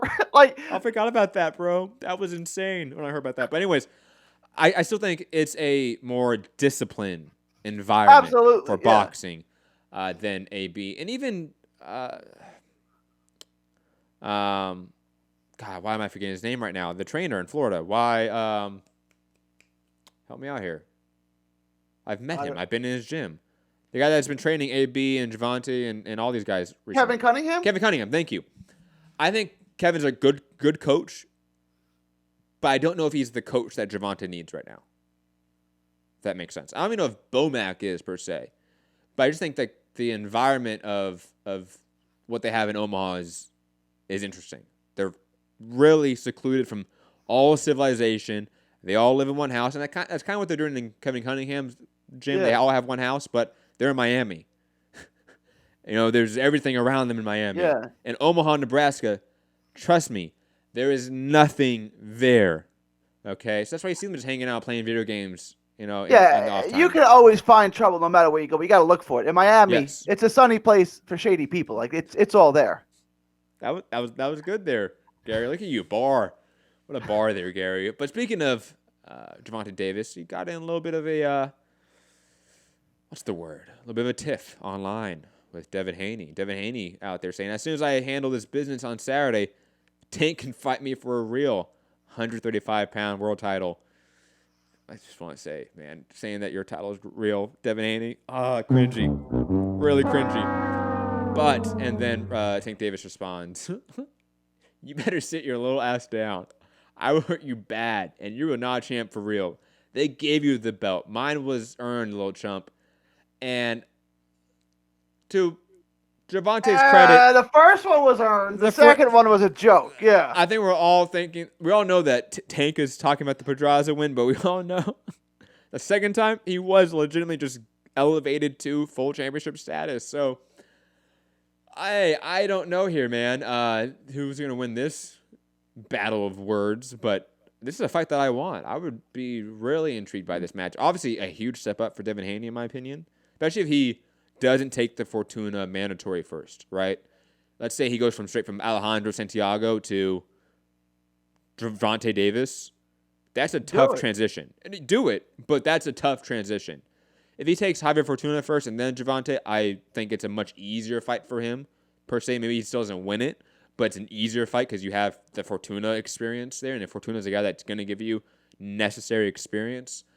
But this might be a little bit of Haney biting off more than he can chew. I mean, I'll be honest. Like, I'm always against guys fighting proven talent when they themselves have not been proven. It's always hard for me to pick them. But Tank Davis did that when he knocked out Pedraza. I mean, he had fought in like a list of 500 fighters. And I mean, he looked great doing it on like the PBC undercards and stuff, but like we didn't know how good he was. You know, he looked good, but everyone looks good against that level of fighter. But I would say like that fight was, how do I say this? Pedraza was good, but Pedraza doesn't have the hype or the attention, and he doesn't pass the eye test that Gervonta does, let's be honest. That's true. And I don't know. I mean, Devin Haney, do you think his technical game is 100% ready for the top level? Or do you think there's still some hole, still some, not immaturity, but still like that young guy growing into his body kind of movement with him at times? You get what I'm saying? Like, there's definitely some of that, but he hasn't been tested yet. And that's why I wanted to see him fight Tanahara, to see how he responds when he's tested and when he's pushed, right? Like, because he, like, stylistically, athletically, he's gifted, he's really skilled, he's talented. Like, there's so much to love about Devin Haney. But we haven't seen him pushed yet, right? And to throw him in with Tank at this stage when he hasn't been pushed yet is a lot, right? But, like, if he's great, if he's the next great, then he'll pass the test. Yeah, I think this is definitely a fight that should happen 2020. Like, sometime next year, this fight needs to happen, in my opinion. It makes complete sense. And also, I would like it before either one of them fights Loma, if that makes sense. And the winner could fight Loma and build it up that way. Yeah. My only thing is I really don't know how much longer Devin Haney can stay at 135. I mean, he's making it, right? He's just a big dude. Like, he is. Tank Davis is like 5'5". Yeah, I mean, for lack of a better word, Tank Davis is built like a tank, right? Yeah. Like, he's short. Like, he's built like a featherweight or a lightweight version of Canelo. Like, he's short and compact. Mm-hmm. Devin Haney's big and tall and big, right? Like, Haney's big. Like, I don't know. I mean, I know these guys at 19, 20, 21, 22 can cut a ton of weight, but as you get older, like, you're not going to be able to do that anymore. So, I don't know. What I'm saying is, I don't know if you're going to be able to get Haney get all these fights at 35. Maybe, but I'm being optimistic here. I think best case scenario, we get Haney, Fortuna after this fight, while Gervonta fights Gamboa next, obviously in December, and then maybe like the Leo fight that he wants so badly, first quarter of next year. And then the winners, obviously Fortuna, Haney, and then Gervonta and Leo Santa Cruz, they fight each other fourth quarter of 2020, and then the winner of that fights Loma, 2021, or first quarter, March, February, somewhere around that time. That's what I would do. You know, if I'm the master of boxing, that's how I would do it at this point in time, to be honest. But moving on, I think we're in agreement here that the fight would be really fun and would answer a lot of things from both guys, in a sense, at this point in time. And plus, it's a sellable fight. That fight does absolutely does great. It does good numbers, in my opinion. It doesn't do blockbuster numbers, not pay-per-view, but that does good numbers on whatever platform it's attached to. Moving on, Ring Magazine from Joseph Santilequito, I believe is how you pronounce that name, saying sources, Julian Williams will defend against Hyson Rosario on January 18th in Philly's L'Aquarius Center. We went from Williams Hurd to Williams Laura to then Williams Rosario. What happened to the Laura fight? I don't know. And they really don't say in this article, to be honest. But it's odd. I would assume that maybe money is an issue, that both guys are asking maybe for a little bit too much, but I wouldn't even think that's the case. Like, there's no real reason given, but it looks like that's the fight that is being planned at this point in time. Yeah. I mean, that's disappointing. 54 is so good right now. Like, and he's fighting Rosario Dawson next. Like, who cares? Yeah, I mean, I don't care at all. And that like even like a Brian Castano fight would be fantastic, and that would be fantastic. And that's a step down from the Hurd and Laura fight, but that's still a fantastic fight. Like why? Only in name is it a step down. In actual action, and it's not a step down. You know what I'm saying? Like, from the Laura fight. No, I understand. Yes. It's on par with that, absolutely. Yeah. But in terms of name value, it's a step down. But that's still a top 5, top 10 guy. No, that's not possible. This fight, Rosario, who I don't think I've ever heard of, to be honest. Have you heard of him? Hyson Rosario or Jason Rosario? Jason Rosario, yeah. Jason Rosario is the guy he lost to Gallimore. He's the banana guy. He's from the Dominican Republic. Oh my God, this guy. Yeah. Why? Why are we having this fight right now? Like I don't know why you're getting. I mean, I guess if they couldn't make the Hurt fight, they want to give him a homecoming fight. You know, a victory lap, let him look good, defend his title. Maybe he gets a knockout. You know, because how many times is J-Rock going to get a knockout in a title fight? It's not going to happen often. You know. And I don't think Rosario is the end of the world. Like, it's up there. It's on the list. It's not great. It's not great. It's definitely up there for me. This is not a good way to start the year, in my opinion. In January, to have your first Fox event to be main event, J-Rock versus Rosario. No, I was looking forward to the Laura fight. I wanted to go out to Philly and try to watch that and try to cover it, but I'm not going to Philly for Jason Rosario. No offense to Jason Rosario. No, this is just a bad fight. I don't get it. I legitimately do not understand this matchup at all.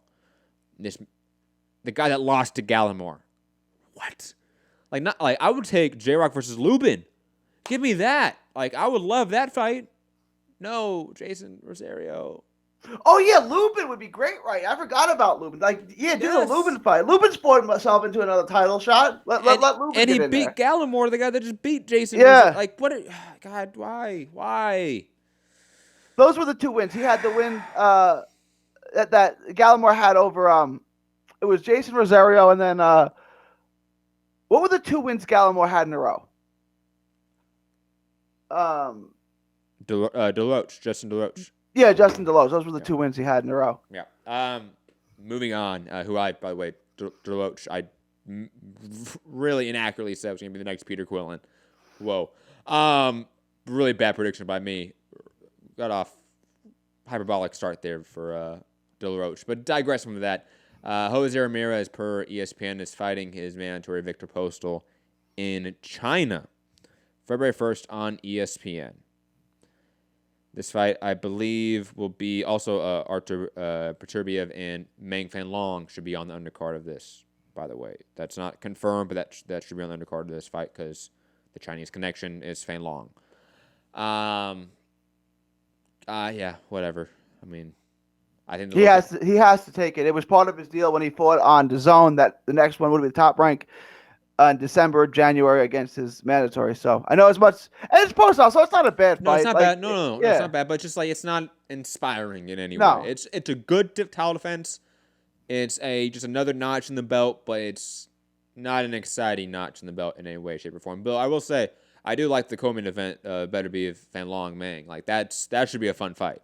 I know Meng doesn't have a lot of attention on him, but go watch his fights. He's a comparable fighter. Like I don't think he should win this fight, but he's a guy that should be competitive in rounds. Like, I expect a Callum Johnson sort of fight where it's back and forth for 4 rounds, but Beterbiev gets the knockout in a really exciting 4-rounder, to be honest. But again, China, I don't understand why, other than, again, it's Meng, so you probably can get a big bank of cash or big bag of cash from, I think they're at some sort of golf resort in Haiku. Macau? No, it's not Macau. It's some other place. It's Haiku, Mission Hills, Haiku, a golf resort in the Chinese port city of Haiku, the capital of the island province of Hainan. There's going to be a 12-hour time difference between Haiku and the United States, East Coast. The fight will take place in the morning in Chinese time for a primetime telecast in the U.S. at least. So at least we get... Oh, okay, so it's prime time here. I thought I was going to have to watch it at 10 o'clock in the morning. No, okay. Yeah. But yeah, just a decent doubleheader. Oh well, nothing really to go in depth on it. I think the fights should be fun. We're gonna break them down obviously when it comes to February. Moving on though, bit of news from Katie Taylor's side of the world. U.S. broadcaster, a.k.a. DAZN, telling Taylor and Eddie Hearn they want her to headline a all-female card in March in the U.S. and for her to fight Amanda Serrano. Is coming by way of 42, the42.com in Ireland, an Irish outlet. And I gotta say, I'm interested in this. I think you either do the Defon Pursoon pay-per-view in the UK or you do a DAZN US card, all-female card, her fight Amanda Serrano as the main event. Where were they talking about putting it? I don't know if they have a location yet. Okay. To be honest, let me look really fast. But Gary, thoughts? And they're thinking of putting this on International Women's Day, which would be a cool little nod, obviously, for an all-female card. Obviously, I think it's cool. You know what would make it even better? What? If they put Selena Barrios on the card. Oh, I would like that. Well, first off, they're gonna have to find all the notable name women's fighters, I think, to put on this card. So, expect Sydney Serrano A to be on this card as well. Maybe Selena Barrios. I would. If DAZN is smart here, they extend olive branches and they go, hey, Michaela Mayer in Top Rank. Let's do something here. When is International Women's Day? When is that? It's March 7th. Oh, it's not for a while. March Okay. 7th. My birthday. Hey. There we go. That'd be dope. But digressing from that, extend the olive branch to Top Rank and get Michaela Mayer over here, over to DAZN, right? And who else would you get? Maybe not for a fight, but maybe have Chris Shields be around just to help promote at least, But I know she's fought on DAZN cards before, so maybe get Shields, but she would probably be the main event, you would think, right? I would just say get all the women in the community together on this card, either fighting or helping to promote the card, and it will do amazing numbers for DAZN, in my opinion, relative to what they've done in the past. It'll do good. I just wonder if women's boxing can grow like, say, women's soccer did, if it can find its own niche in the market, right? I think the best the parallel would be women's MMA, right? And that clearly has found an audience, right? I mean, women's MMA divisions in the UFC are quite successful. I mean, obviously Ronda Rousey was a mega star, but you even have borderline draws and stars like Joanna Jędrzejczyk, Rose Namajunas, Thug Rose, Shevchenko, who else? Amanda Nunes, Chris Cyborg. Holly Holm, for example, I think being a far bigger star in MMA than she ever was in boxing. And then on top of that, we've seen in MMA, we have Invicta FC, which is an all-women's promotion. So it's only women's fights for that promotion. And it's on UFC Fight Pass, and it's run by Shannon Knapp, who is a former women's fighter. And it's just a fantastic organization that has great cards, great events, and on top of it, really builds talent for the UFC's divisions and the top level. So I think there's absolutely a space for women's boxing. It just needs to be invested in and supported by the industry. So often you get guys like Mauricio Sulaiman saying, why do women deserve 3-minute rounds? No, they can just have 2-minute rounds. As long as the people that hold the keys to the kingdom, so to speak, continue to think down on women's boxing, then it's going to be hard for women's boxing to really progress.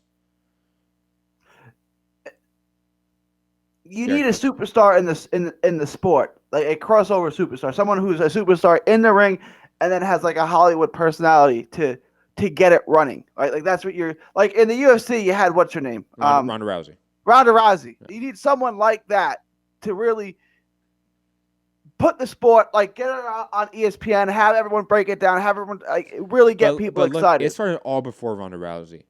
I know, maybe I might say some names here that maybe you might know.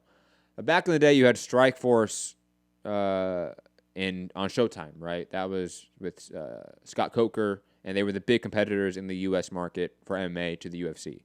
And they put on Gina Carano versus Chris Cyborg, and that was the first ever women's main event on U.S. TV for MMA. And the other name sounds familiar. Obviously, I know Chris Cyborg. Gina Carano is now in Hollywood doing movies. I know the name, yeah. She's also going to be in the new Mandalorian TV show on Disney Plus, the Star Wars TV show, which looks amazing.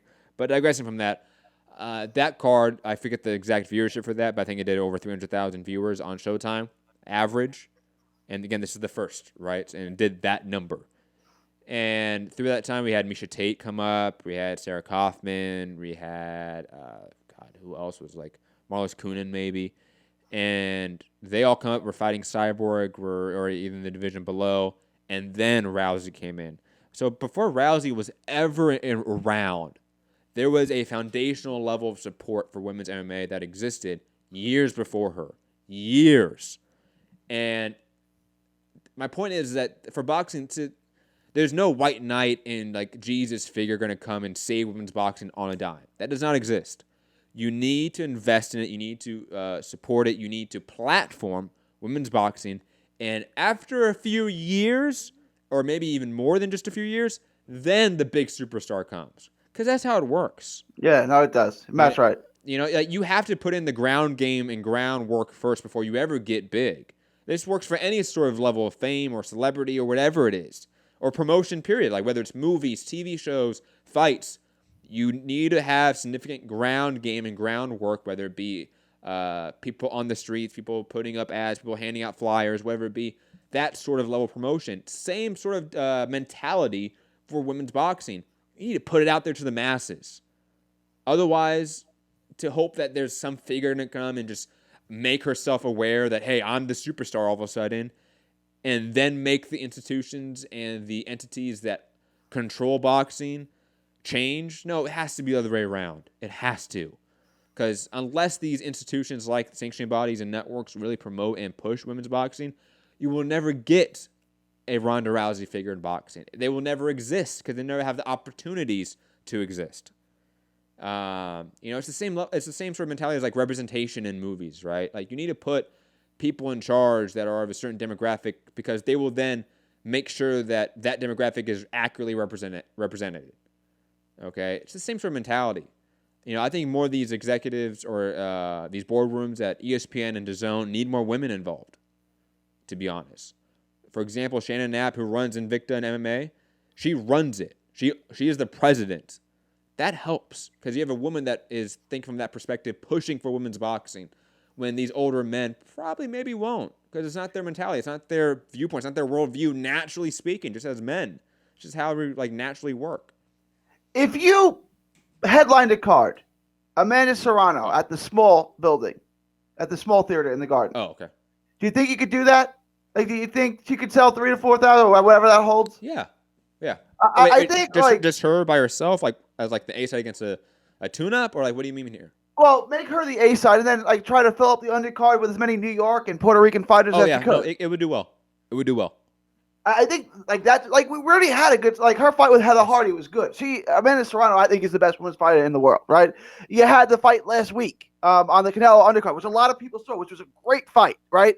It used to be like when they were selling Christy Martin would just blow the women out. And it was like, okay, she's good, but the rest of them aren't. Now, like, you're getting good fights. Like Estrada Esparza.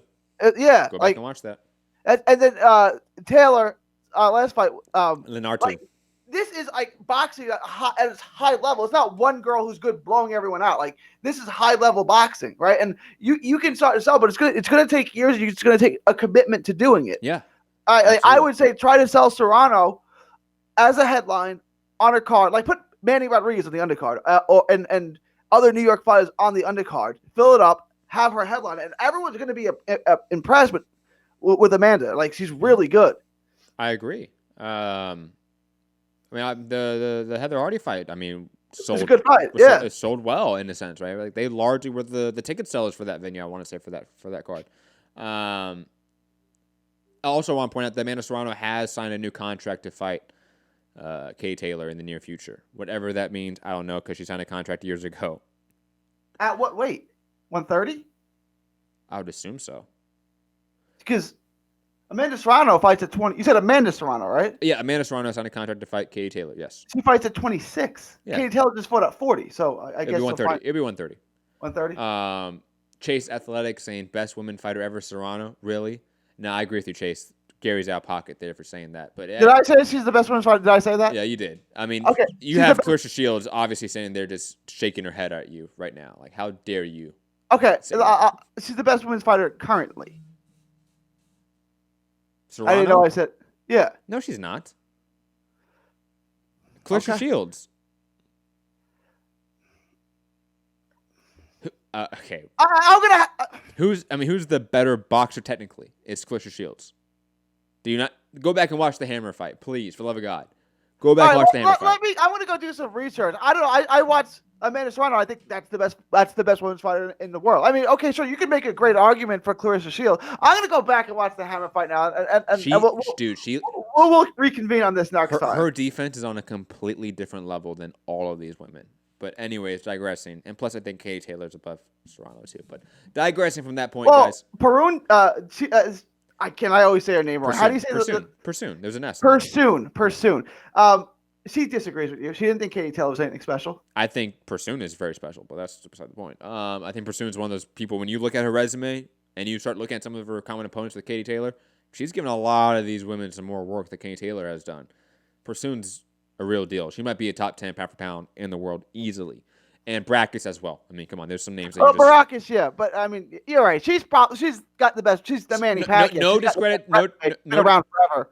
Yeah, no discredit to Amanda Serrano, but it's like, there's an argument. Like, there's an easy argument that she's not number one. And then for who's number 2, number 3, she's in that argument. I'll put it that way. But Shields is clearly number 1. Digressing, though, let's talk about the AJ and Ruiz 2 undercard briefly because it's been announced. And looks like it's mostly a heavyweight fest. Povetkin Hunter has been announced and is official. Hrgovic Molina, which we reported on before, that's official. And Scott Quigg versus Jonah Carroll is also announced for the card as well. Looks to be a good little deep card there with a lot of heavyweight fights. Gary. Can you just run through that list again? I was reading the chat. That's fine. So obviously we have AJ Ruiz at the top as the main event. Povetkin Hunter, Hrgovic Molina, and Quigg Carroll. Scott Quigg versus Jonah Carroll. Okay, Quigg Carroll is a good fight, and then Hunter Povetkin. I'm into that fight because if Hunter is going to be, he needs to win that fight, right? If he's anything, he has to win that fight. Because Povetkin won't beat any of the champions, but he'll beat the rest of the guys, right? Like he probably won't beat Ortiz or White, but everyone after that. So anyone, let's say he's like the 6th or 7th best heavyweight, and he'll beat everyone else on the list. Yeah. So if Hunter wants to be considered for that, he's got to win this fight. Absolutely agree with that. And I agree that it's the most interesting fight on the card, other than the main event, obviously. But I do like that Scott Quigg Jonah Carroll fight. That will be fun. That's a sloppy, fun action fight that is just on paper going to be fun. Like I can just tell. It has no real meaning for the division, but hey, a lot of undercard fights don't. The Hrgovic Molina fight, though, I feel like that's going to be one-way traffic, man. That's going to be rough to watch for Eric Molina, I feel like. He has not looked good with every fight since that. It's a fight to make Hrgovic look good. Yeah. In front of a big audience and make him look good. Agreed. Moving on ESPN from Dan Rayfield. Junior lightweight contender Joseph Diaz Jr. told ESPN on Thursday night that his team is in negotiations for him to challenge world titleist Tevin Farmer. Diaz said the bout will take place January 31st in Miami, 2 nights before the Super Bowl in the city.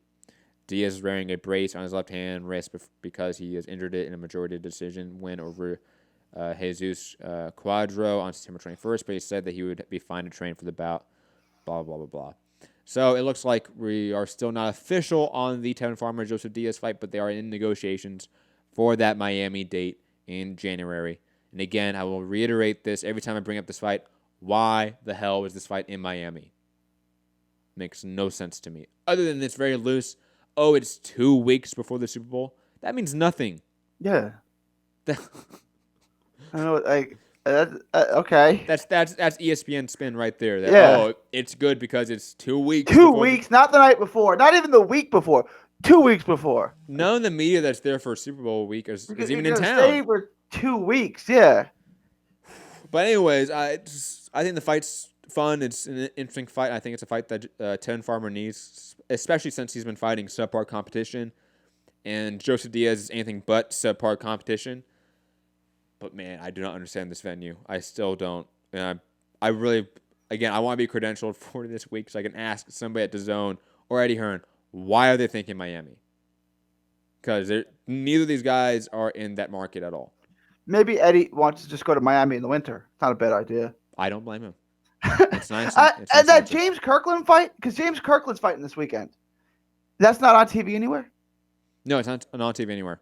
And guys, PSK, I saw like Rob sent this link too about the whole. I think like some UK outlet reported this. The whole like Fury replacing White as the WBC Mando. That's not new information, guys. We reported on that for the WBC convention video weeks ago when we said Dylan White was not going to be the mandatory till 2021, and that the WBC said that they were going to wait for the Wilder Fury trilogy to finish itself. We reported on that a long time. That's not news, guys. It's not something that they've said now that they've replaced White with Fury. They made that. They had the convention 2 weeks ago. The hearing and the case of Dylan White is not done. Therefore, he can't be the mandatory yet. So they're gonna let the Fury fights run through. Like this isn't news, guys, and it's not a big issue either. That they're saying, hey, Dylan White, you can't be the Mando yet because your case is still pending. That should be obvious. He shouldn't be the Mando with a pending PD case. I think this is like common sense, guys. Gary, any thoughts on that quickly? Because I know that's common sense. Okay. I was surprised that you can't watch the Kirkland fight anywhere. Yeah, unless you're in San Antonio, man. You have to go to the fight. Yeah. Yeah. But I mean, the card wasn't that great. I mean, he's not fighting anyone of note. No. And James Kirkland isn't a name, let's be honest. He had that fight with Angulo, which is one of the most brutal, vicious, greatest fights. It's like not from the names, but just like the accident. Do you remember that fight he had with Angulo? Yeah, of course I did. That fight, I guess, like 2011, 2012, probably. Like that fight was epic. Like you never forget that fight. It is one of those like all-time like fights for guys that aren't really like the best, but just like sluggers. Yeah. Like it's one of those. And plus, I mean, that was the infamous, was it Black Pills or whatever? Remember? Yeah. That was good, man. That was fun. And Selena Barrios was supposed to fight on the Kirkland card, and now she's off of it. So, hey, who knows, man? Yeah. Moving on, Inoue Alvarez fighting Michael Seals, January 18th. A fight that I really like. I'll be honest. It's going to happen at the Turning Stone Resort Casino. What fight was that? Inoue Alvarez versus Michael Seals. Michael Seals just picked up a KO win on the undercard of, I forget what card it was. But a good comeback fight for Alvarez. A guy that he should beat, but an exciting fighter with some knockout power. So, if he's not 100% back, then, hey, we're going to find out because Michael Seals can crack. That's for sure. No, that's a good fight. Is that a top rank card? Yes, yeah. Yeah, okay. Remember, Alvarez had the huge top rank contract before the second Kova fight and then lost. Yeah. And then they just diminished the contract by a significant amount. It was like they were supposed to get $750,000 guaranteed per fight if he won that rematch with Kovalev. Now he makes, I want to say, $250,000 guaranteed.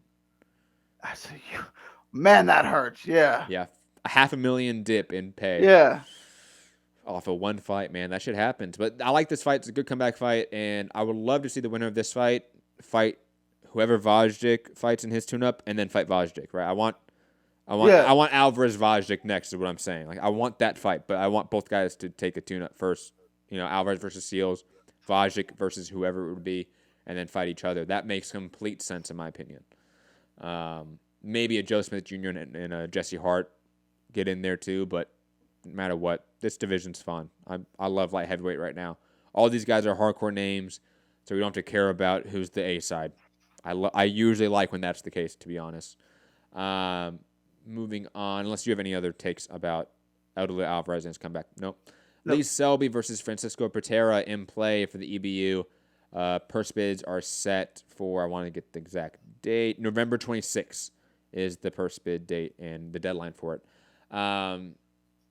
Good fight. I mean, obviously another crossroads fight for Lee Selby. He didn't look fantastic against Ricky Burns. Pantera's a guy that, not the greatest guy, but he's definitely a good boxer. If Selby looks bad here again or loses, then it's a clear sign of where Lee Selby is at right now in his career. If he wins, he can progress more to a title shot. Gary, thoughts on Lee Selby versus Francisco Patera?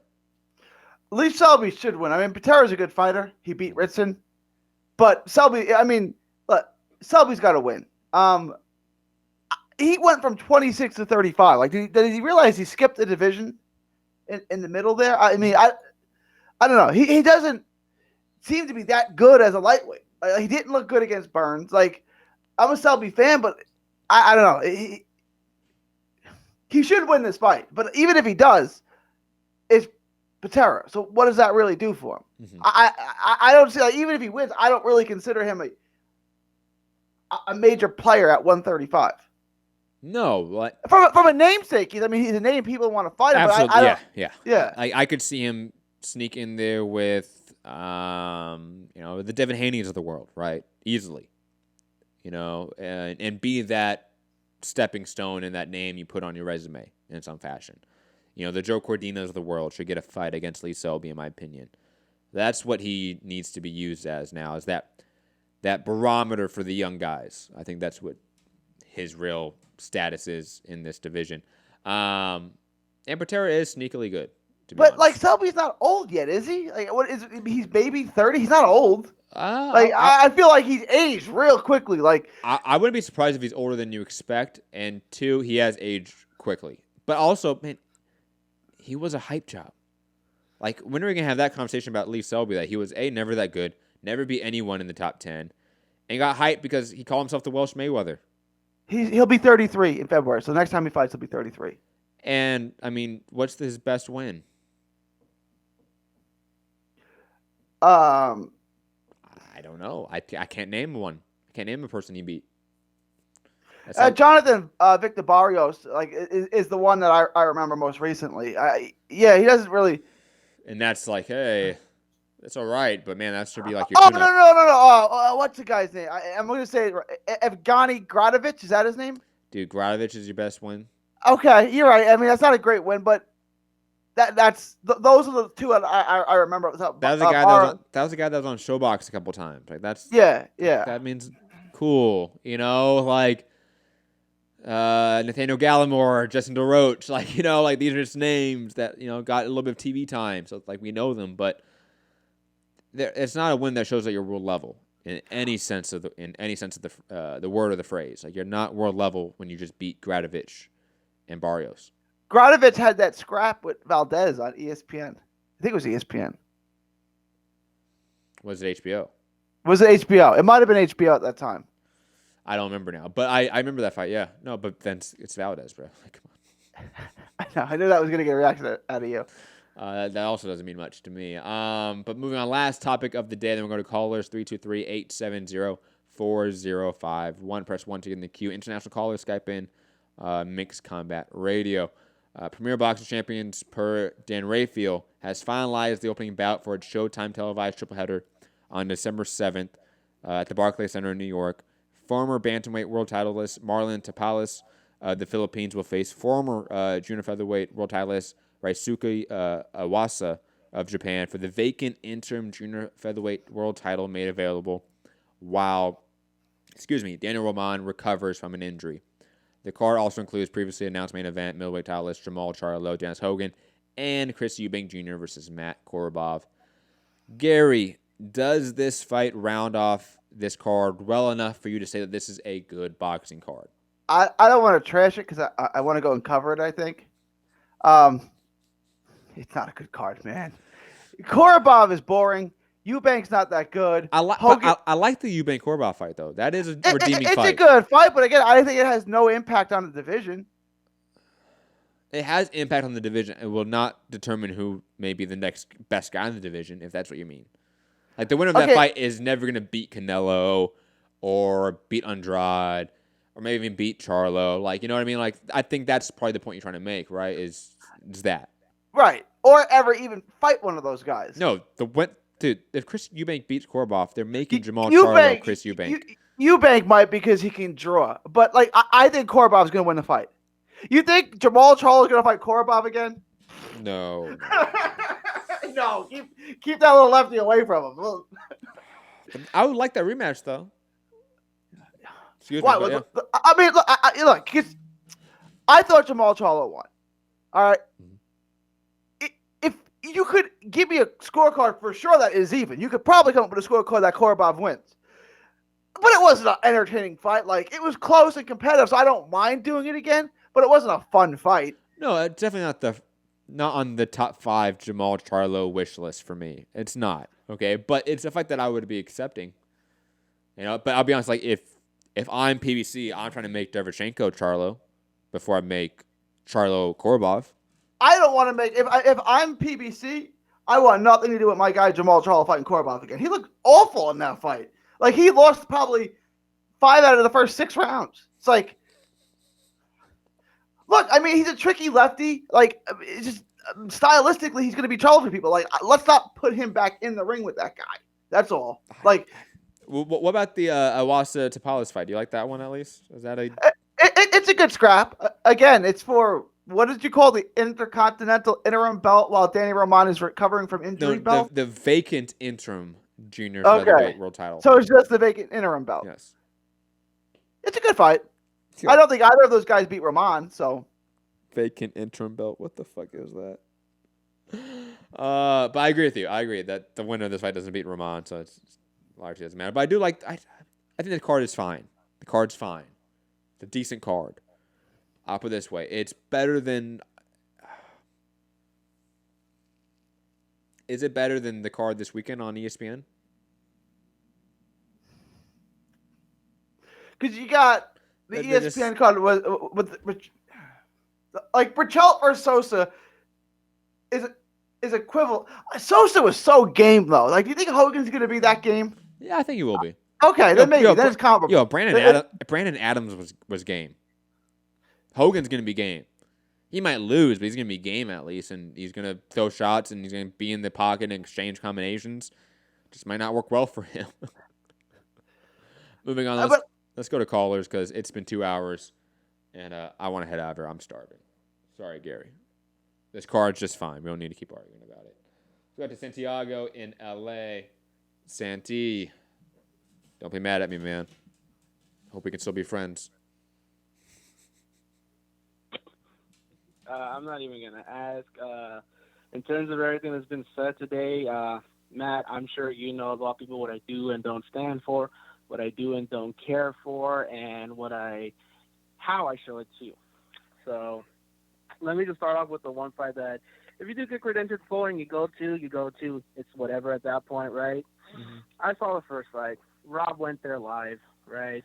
And I think it was an okay thing. I didn't see it as the you're a mocker, you're making a mockery of boxing or this and that or whatever kind of bullshit, because we did our own thing too. All right, I'm not gonna say much on that, but we did our own thing too. And I will say this: on both ends, both as a boxing fan and as someone that follows YouTubers, they definitely dropped the ball in my opinion. All right, there's this guy whose videos I followed on YouTube named Andre, who did his own takes on the whole event, mm-hmm. KSI, Logan Paul, this and that, doing his whole thing with the rematch and whatnot. And from the YouTubers' perspective, right, they also feel let down because when Eddie Hearn came out and said there were going to be no other YouTubers, how did they do it in the first place? YouTubers. There were no professional boxers. It had its own brand of success. So imagine a market where there's a 9-year-old who's a KSI or Logan Paul fan, and they're going to the fight live, and sitting right next to them is a 49-year-old who's there to go see Billy Joe Saunders, right?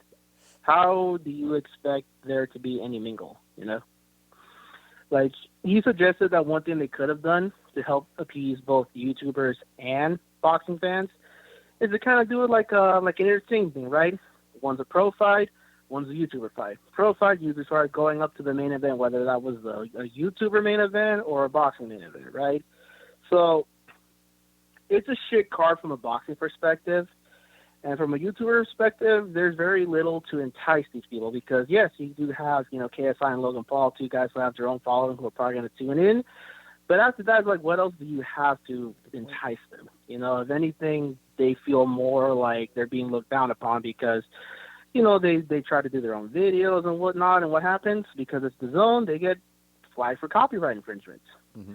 So there is a lot of wrong with the way that the event was handled, in my opinion, and it doesn't just fall on one category or another. It's just the whole thing that it's a shit event. it's a shit event from a boxing perspective, and it's a shit event from a YouTuber perspective. No, Your thoughts on that? I really like the way you angled that and framed it from another angle. I didn't look at it from a YouTuber's perspective because I really didn't care, to be honest. But you're right that like from a YouTuber's perspective or a fan of YouTubers, this is also a shit card. Because the first one was just all YouTubers, so you went there as a fan of YouTubers, just watch all the people you knew and know and watch. If you're again a 9-year-old or 13-year-old fan of YouTubers coming here, there's one fight on this card that's for you. Everything else is not for you. It's for 49-year-old boxing fans, like you said. And on top of that, even those boxing fights for the 49-year-olds are shit fights. So you're not only like pissing off boxing fans, you're pissing off YouTuber fans. And it seems like, I love the way you framed it. Like, this is just a complete failure on both sides because they didn't appease anyone here. They just pissed off everyone. And you can't do that. I like the way you framed that. And again, bring in another perspective in there, Santiago. I appreciate that. Hey, that's what I'm here for, man. Gary, give me your take on this. I don't know if you follow YouTubers or anything like that, but I would like your opinion on it. I don't follow YouTubers. From a boxing perspective, no. The boxing cards suck. I have no interest in watching Logan Paul and KSI fight each other. I didn't watch the first one. Billy Joe Saunders versus Caceres. Marcelo Caceres doesn't get you going? No. Okay. I like Billy Joe as a boxer, right? Like, he's really good. But he's not entertaining. Like, no one's like, did you see that Billy Joe fight? That had me on the edge of my seat all day, right? Like, it's going the distance, too. Like, Billy Joe's going to take it 12 rounds. You got to see the scorecards. Hopefully a headbutt stops it early. Like, there's an accidental cut that gashes someone open, and we got to stop it to go to the cards earlier. Because, that fight's going to entertain zero casual fans. And then Devin Haney, he's good. It's always good to see Devin Haney. I wish he was fighting somebody better. So you have Devin Haney in a tune-up match, and you have Billy Joe putting everyone to sleep. So now you better really hope Ronnie Rios is in a war, because other than that, right? Am I wrong? But Ronnie Rios is going to be the most entertaining. No, look, that makes me think card placement's going to be really important for the momentum of this card. Is Billy Joe the co-main event? It better be Devin Haney, because Devin Haney's the star. Billy Joe is never going to be a crossover star in the U.S. ever. But like Billy Joe is at least was a legit middleweight champion. He's not a legit real super middleweight champion right now because he beat a Sufi for that vacant belt. But he was like a legit middleweight champion. Like, he has legitimate wins. Devin Haney, not really. I don't know here. Like, if you're talking about pure merit, Billy Joe should be on higher billing than Devin Haney. Right? From a pure meritocracy perspective. Yes, if there was a zone card that came out and Billy Joe was fighting a legitimate fighter and Devin Haney was fighting a legitimate, Billy Joe would be the marquee name. Okay. All right, that's why I'm saying, like, shouldn't he be the co-main? But it's a YouTuber card. Like, do they put Devin Haney as the co-main because Devin Haney has the most potential to cross over to that fan base? And let's be honest, it's a showcase. I'm in a tune-up. It's a showcase fight. He should get a first round knockout here in devastating fashion and excite all these young kids in the crowd. Are you talking about Haney? You're not talking about Billy Joe. No, I'm just talking about Billy Joe. Billy Joe's going to the card. You know that. It's 120 to 108. You can hand your card now, right? But you're right from a entertainment perspective and to Santiago's perspective from how to engage the YouTuber fan perspective. Because if this whole venture is to hope that some kids that watch these YouTubers are going to become boxing fans, then Haney is the impression that you want to leave off on, right? Not Billy Joe. Not Billy Joe. But again, if you're Billy Joe and you're put before Devin Haney, this upstart kid, maybe you're not too happy about that. I'm just curious what they do here because there's a no-win situation here. No win. Years ago, I have a friend, one of my best friends from college, was a huge UFC fan, right? And he had no interest in boxing at all, right? So I'm like, I'm ordering this fight. Come over and watch it. Hopkins versus Tarver. I get into the third round. I'm like, why would I try to sell him on Hopkins versus Tarver, right? Hey, to that point, in college, I told my friends, "Yo, come, Terrence Crawford's the man, right? Let's all chip in for this pay-per-view against Victor Postal." Postal. Yo. My friends hated me for a week, man. They were so mad at me. But I mean, to the point, like if you're a 9-year-old, 13-year-old taking your parents to the fights, and Billy Joe Saunders is the last real boxing impression you had before KSI, maybe that's a rough impression for boxing to people that aren't boxing fans. Santiago. Yeah, no, for sure. I mean, you guys get my points too, and bringing in a different side. Because look again, you can look at you guys. You guys are on YouTube, right? Yeah. You know, you're on iHeart Radio. You know, they can find you on IG, Twitter, and all that good stuff. You know, there's a market there that helped push the first fight in the first place, and for them to basically say, we're gonna have them, but it's gonna be our way, is basically like a slap to that market, especially when they can't do what they did that helped make it successful in the first place. I agree entirely. They dropped the ball. They dropped the ball on both ends. And, you know, and like the thing is too, is like, and I'm sure you know this too, like there were a bunch of YouTubers on there that are actual combatants that practice their own, you know, martial arts, boxing. Like, I don't know if you've ever heard of a guy named Faye Sensei. Like, he's a legit practitioner, and he's actually had some MMA fights. So, like, if you could have those kind of guys there to make it more appeasing to us, I would say I could accept that, you know? Mm-hmm. And it's just, you know, so many doors that they just walked away from instead of opening them and seeing, like, how can we continue to make this more, you know, entertaining and involving for the fans that are of not just these guys, but may potentially become fans of, you know, boxing. You know, like Rob said, when he was leaving, there were kids there that he was hearing say, "Hey, I want to go try boxing. Can I go the next day?" or so on and so forth. And, you know, you don't want to close those doors. You want to create a way for them to actually be like, this is open to me. You know, because as a kid that's introverted, that's been to boxing gyms, my first impression when I went there, man, I did not feel like I belonged. Mm-hmm. You know, I was not introduced to boxing the way most other people were. My introduction to boxing was anime. So, which is completely acceptable. Let that be a lesson. Anime's dope. So let that be a lesson for a lot of these old guards that think that they know the way because they've been around longer or whatever. It's the same situation with like women's boxing and whatnot. Mm-hmm. You got to keep an open mind. You just have to. So that's all I have to say about that one. And, you know, Jamal Herring, I saw his fight against Masayuki Ito. I thought he had a good performance. I am favoring him against Lamont Rhodes Jr. I think he's going to come away with a decision on this one. I don't think he's going to have a long title reign, though. I'm with Gary on that one. Like, I think he will eventually be the soon-to-be former, but I don't think it'll be this night. I think that he's got enough of the basics rounded out in his mid-range game to give Lamont Rhodes Jr. problems. And it may be a little bit ugly, but it'll be a win we can say he definitely won that one. I agree. Santi, you going to talk about the actual marquee fight of the weekend, the one that you should be hyped for? The Monster fighting Donaire. Ready to save that one for last. Oh, man, dude, I'm just weirded out that I have to be up so early in the morning for this one, but I could care less at this point because, like, you brought me on this guy, and you know that my love goes all the way to Japan at that point, so I'm looking forward to seeing him. You know, and it's a shame because I definitely think that once upon a time I probably would have considered this fight to be very much 50-50, and maybe may have even sided with Donaire on this one because at 118 he was definitely the original monster, and at 122 I thought he did good. And he joins that long list of fights that never got made when they never made him versus Mars at 122. I'm sure you remember the whole saga that was Mars Donaire. Yeah, and then like even like Mars and like Leo Santa Cruz and like Rigo, like all those fights at 122 that should have happened that we never got, man.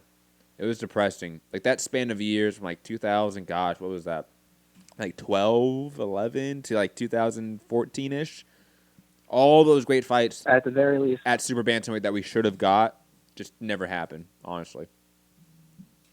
Or they happened too late at a higher weight class where one guy suited it better than the other, a.k.a. Abner Mars getting knocked out in the first round by Johnny Gonzalez, or Rigo not having his breakout performance against Donaire, but more or less not being the entertaining draw everyone would have expected of him, and actually becoming poison for a while. Or even like Leo Mares, like at 122, is that a different fight? Because Mares at 122 was a different fighter than 126. Like with that, definitely for sure. If there was one of those fights in that series that was at 122, would Mares have one on the ledger? I don't know. Yeah, it's one of those shoulda, woulda, coulda at that point. But we're here now. There's a new monster from Japan. His name is Naoya Inoue, and I think that within 5 rounds he'll probably have Donaire figured out. But you are right. I'm very curious to see what happens if Donaire does land that patented left hook. Because at 118, we see that left hook is still as dangerous as it was when he left that division. So it's going to be interesting to see whether or not he has a chin of God as well. Because, that hook could kill people. So I'm very curious to see how well Donaire does to give Inoue some adversity. But I will say this too. If we see, at this point, in my opinion, patented Inoue have his way with Donaire, man, it is amazing what we are privileged to see today in boxing. We might come back to that. Is Inoue pound for pound number 1 after that? If he really just demolishes Donaire, like let's say in a round or two, right? Like Payano style, Rodriguez style, right? Like truly dominant. I don't think this fight will be as dominant as those two fights. Maybe you disagree with me, Gary or Santiago, but I think this fight's going to be more competitive than those two. But if it isn't, I mean, God, he just passes every test with flying colors, man, and in ways that no one else is doing, if that's the case. That would be a very scary thought to have it, to think that Inoue would just demolish Donaire in 2 rounds, man. Yeah, and I'm giving him the benefit of the doubt of going some rounds. So my pick is Inoue. I think he's going to come away and have the kind of performance that makes a guy like you and me just look at the TV and be like, my God. So you say the 5th, Matt says the 6th, and I say the 4th, so we're all kind of on the same page. I think we all see this fight kind of the same. Yeah, where they meet in the center and they really exchange combinations, but Inoue just kind of gets the better of it. Let me ask you this, Santiago. If Inoue went up to 122, if he fought Figueroa, who would you pick? I'd probably pick Inoue, but I will tell you this much. I think at 122, Inoue does become mortal. What if he went to 126? I've had that same thought process with a variety of different... Sorry? What if he went to 126 and fought Gary Russell Jr.? Bridge too far.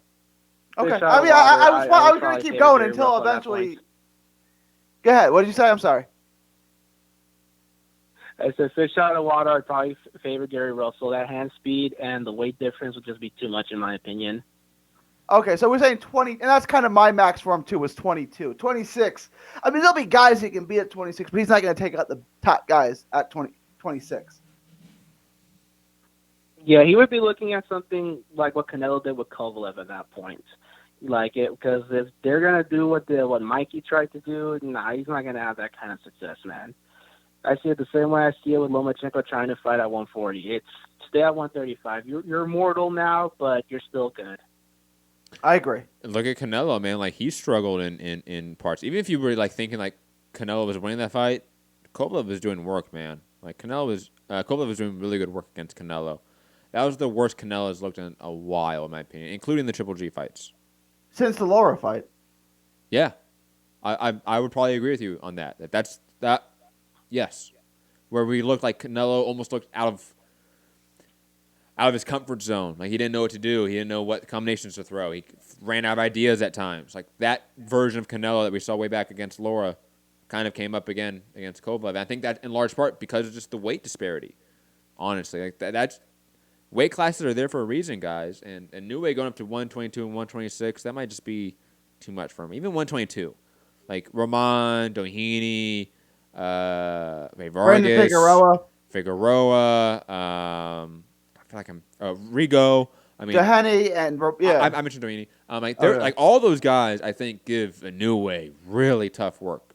Like I don't I don't think it's an easy Inoue pick for all those guys unless we see Inoue demolish Donaire, Lewis Neary, Obali, and all these guys at 118. I think he does though, right? Because he demolished Manny Rodriguez, who I thought was like I didn't think Rodriguez was going to beat him. Right? You overhyped Manny. You overhyped Manny Rodriguez. Maybe. I think he was fed the top ranked diet for sure. Go back and look at that resume. Like again, Paul Butler's his best win. Butler, yeah. No, it's not Maloney. It's because Maloney. Who did he beat? Nobody. Yeah. Like he's Australian. Like guys, like I love my Australian friends, submission radio guys. Love you, but in boxing, it is not a deep regional scene. Let's just be honest about it. Jeff Horn became something out of Australia. Right. Let's just be honest. But Santiago. Any other points? Obali, Takuma Inoue. Thoughts on that one? Because that seemed to be a contentious one for the panel. It's a hard one for me to pick. And for me, history has shown me that when you have two brothers fighting and one is clearly the better of the two, the other brother's probably going to lose if they're fighting on the same card. That being said, though, was that a shot at Jermel? That was 100% a shot at the Charlo brothers. 110%. I love it.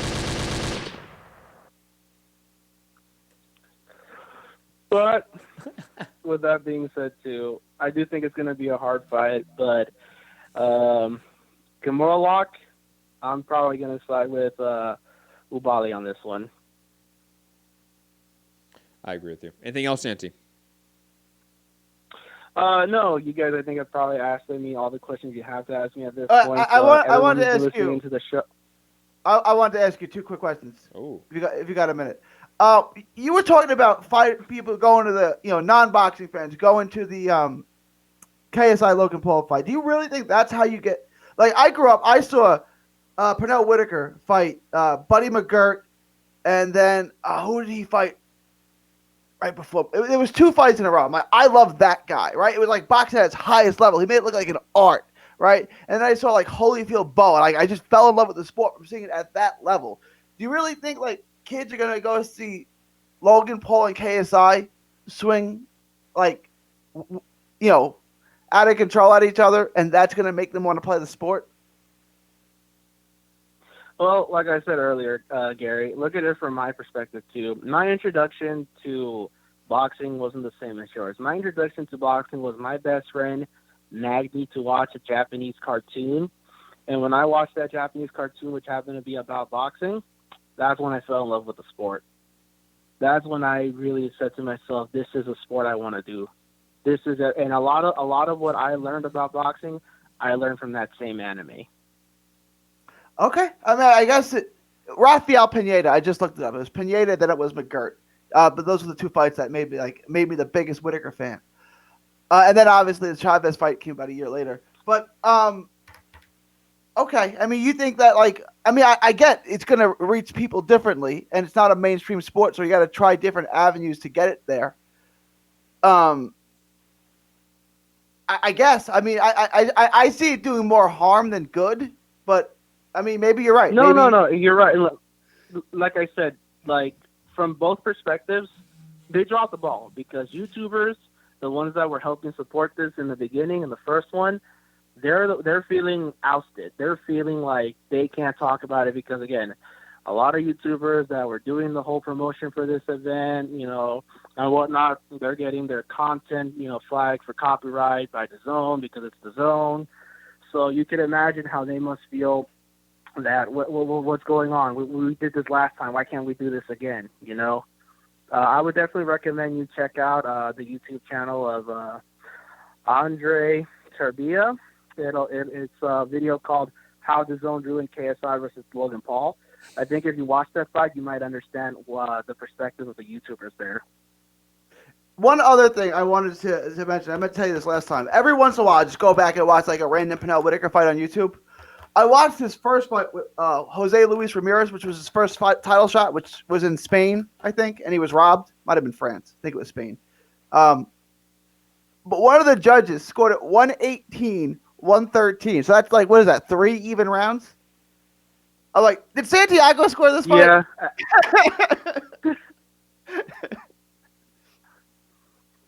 Hey, it was an earlier time, and it was in a different country, so who knows how their scoring system is. But I remember that fight very well. I actually have to put that one on my archive.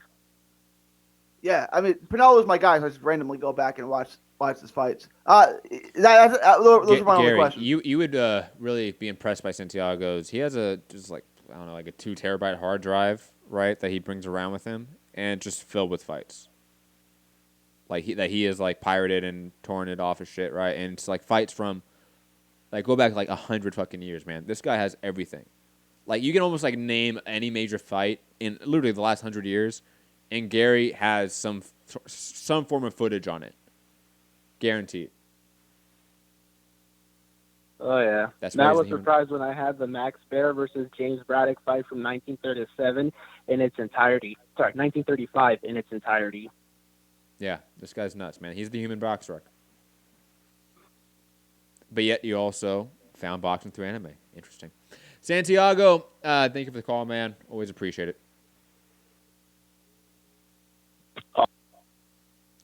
Anyways, guys, we're going to head out of here. Inoue, Donaire. Thank God we have that at least. Though, I'll be honest, that KSI Logan Paul card is still trash. And I think Santiago, I think, really put it perfectly. Like, it has dropped the ball and may be a dud for not just boxing fans, but also YouTubers and, like, their fans. And that's what the entire card was geared towards. Like, that's what the premise of this circus show was sold on, was that it was going to be a show that entices these YouTuber fans who are kids to watch the sport. But they're already turned off by it, apparently. So, I mean, interesting case here. I mean, very curious to see what numbers get leaked or released about this upcoming KSI Logan Paul card. But regardless, first hardcore is early Thursday morning, 5 a.m. Eastern. Thursday morning. Inoue, Donaire, The Zone, World Boxing Super Series finale. A passing the torch moment potentially in boxing. Make sure you watch that one besides anything else this weekend. I'm trying to think anything else that's coming up. Again, I don't know if I'm credentialed for the card yet, so don't know what this fight week and schedule looks like for the channel and me yet. But once I find out if I'm credentialed, I'll let you guys know what the schedule looks like for shows and everything up for upcoming this week. But find me, Mount Hunter, MCR, all platforms, social media. Hit the like button, share the show, subscribe, patreon.com/Mixed Combat Radio. Leave a comment down below who you think is going to win the big fight, Inoue or Donaire, down below. And also, I mean, let me know your thoughts on the KSI Logan Paul card. Is it a stain on boxing, or is it worth it to do that shitty of a card to maybe get a couple kids to like boxing? Let me know down in the comment section below. Gary, your thoughts, final thoughts, and where can the people find you? I mean, I think we got into everything. It was a long show. Find me on all forms of social media at 3D Boxing. Have a good night. God bless. Peace.